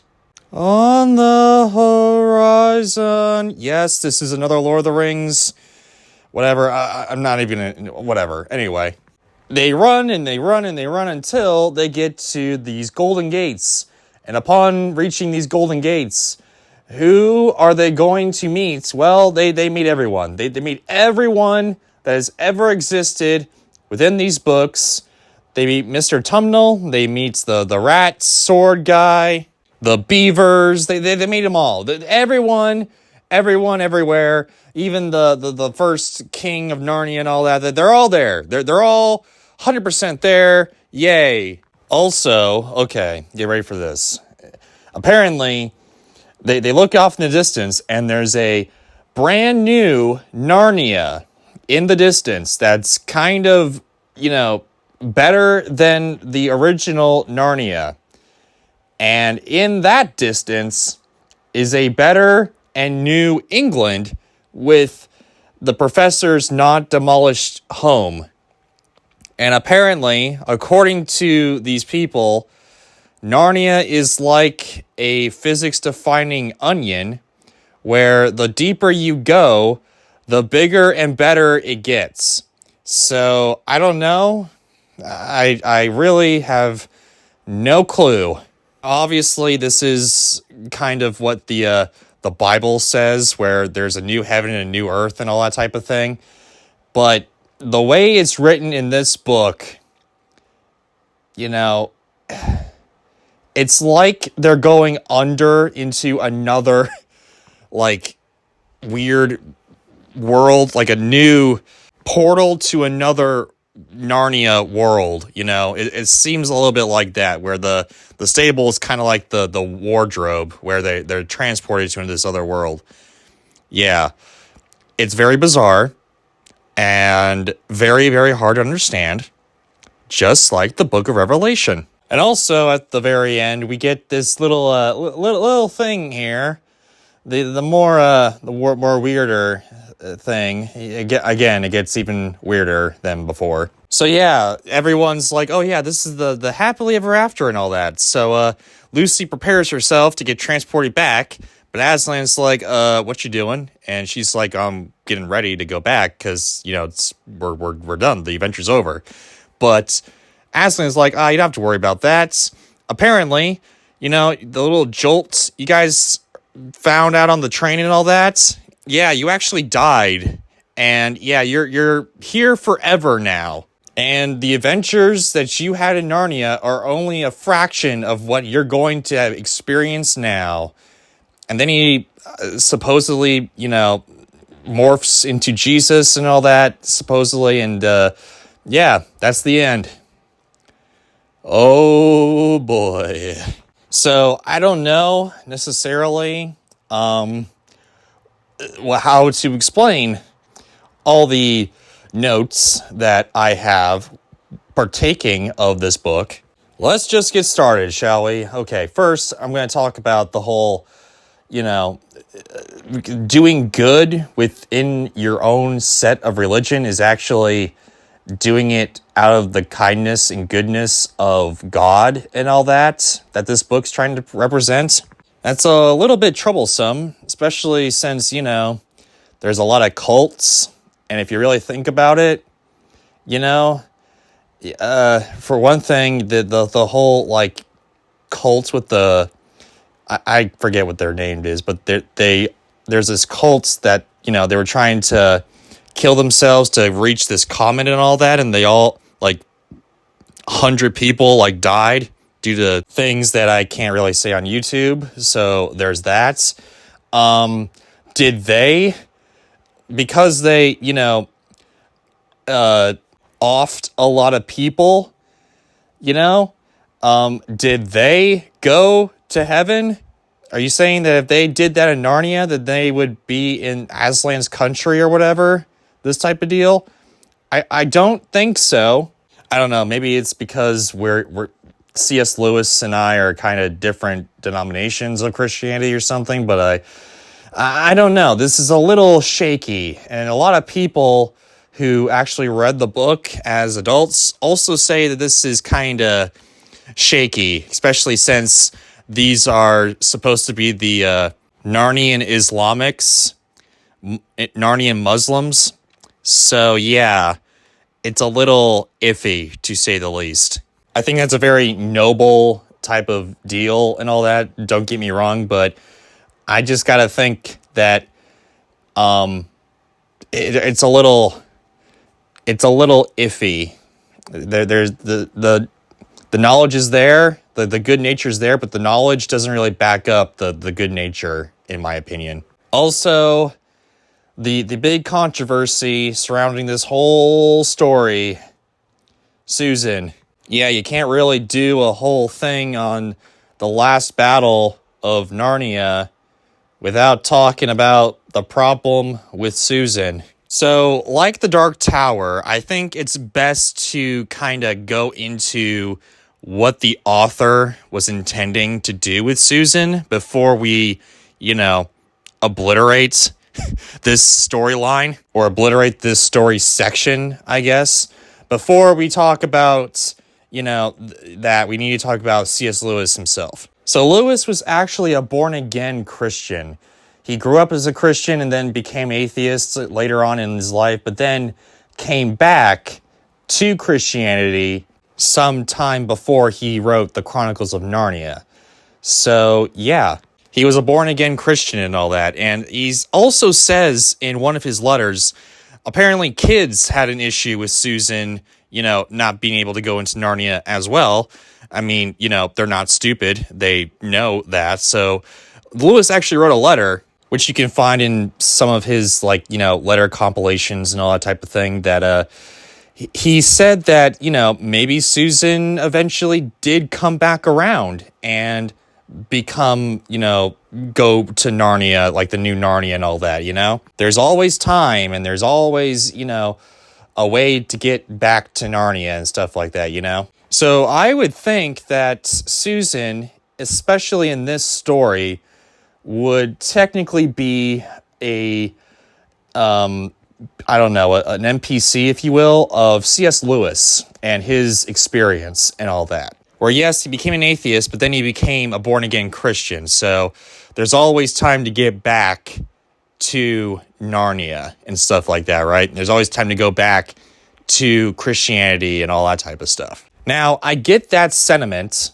and I get, that whole storyline and all that, But, and this is a big but, the way it's written and the way her story kind of wraps up isn't quite that well done, in my opinion. The only reason she doesn't get on the train to help them out is because she's got a social life and wears makeup and goes to parties and stuff like that. Yeah. Now, there are hints in the other books, and I didn't really say where there are hints, so you guys can, figure that out or whatever. But there are hints within the wider scope of Narnia that Susan would kind of be the one to do this. I mean, Jill wouldn't necessarily do this.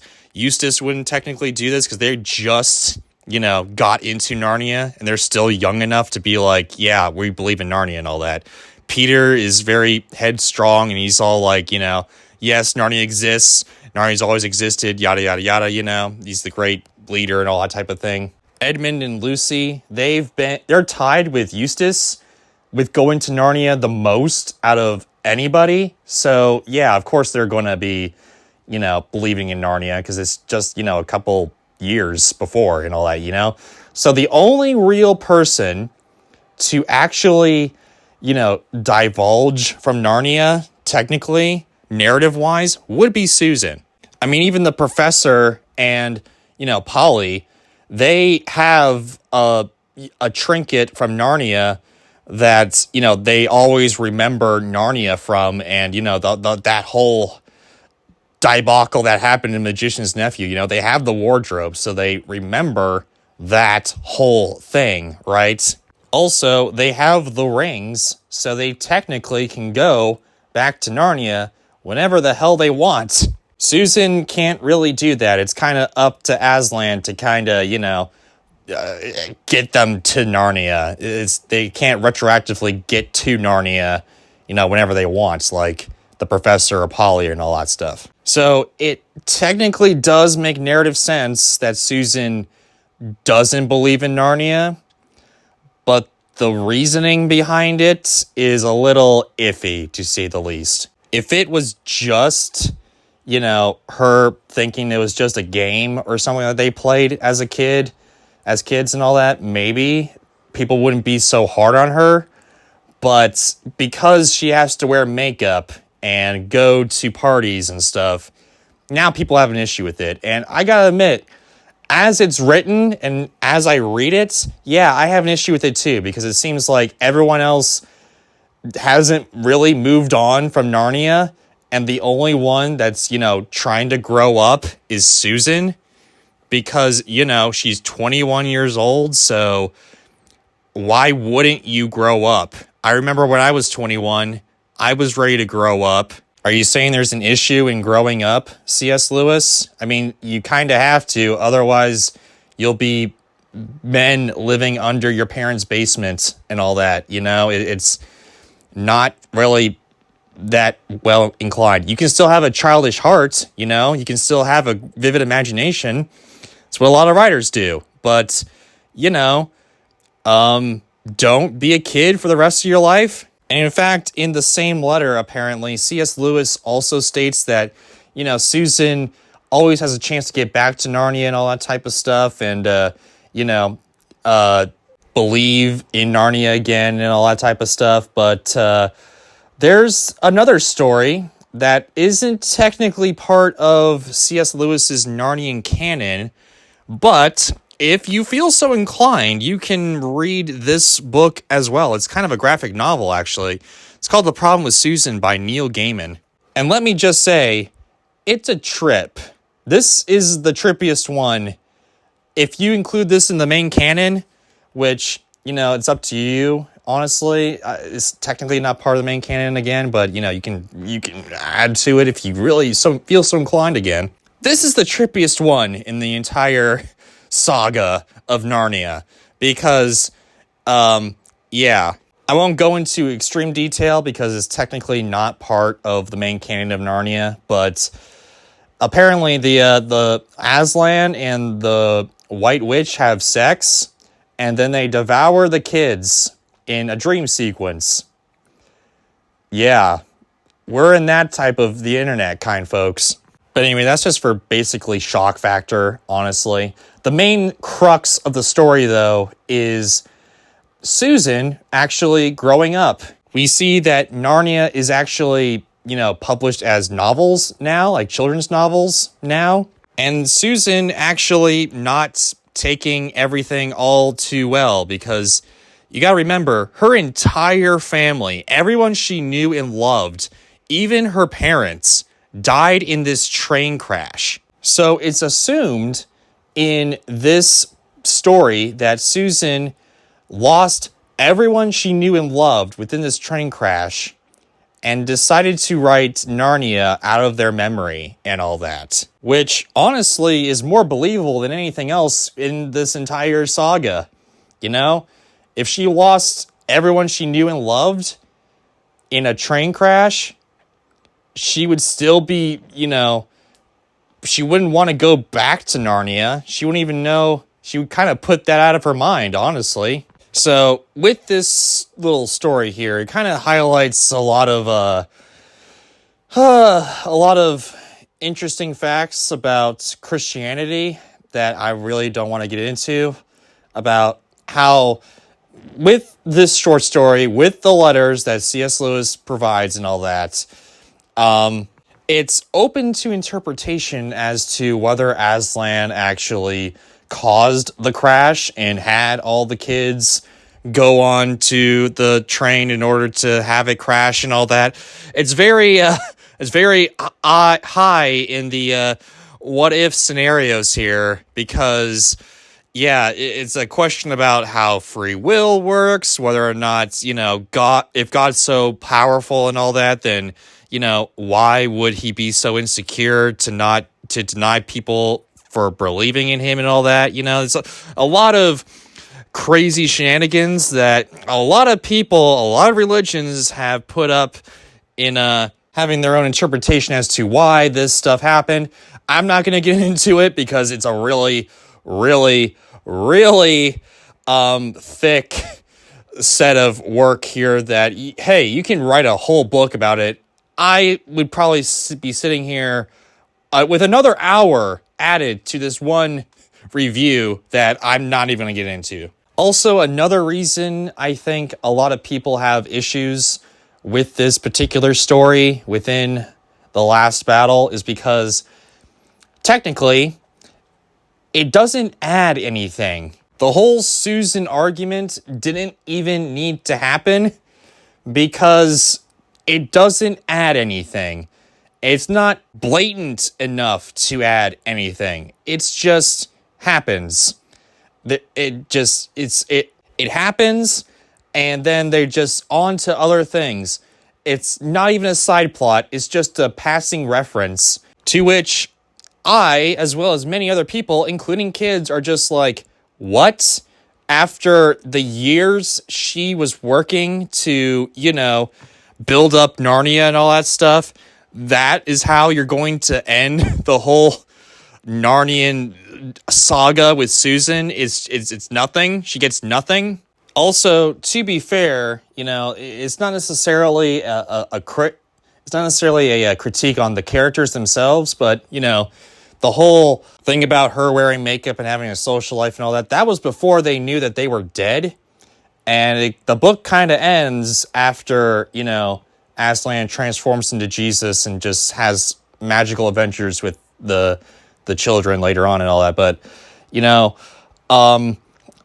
Lewis, you could have added maybe 2 or 3 pages explaining the whole thing with Susan, Yeah, you could have, but you were too busy inserting Lord of the Rings references into all of your books and just not explaining a lot, not showing a lot of your action, instead of just having Lewis lore dumps that you decided not to add anything to Susan. You could have had a LLD, a Lewis lore dump, right at the end with Susan.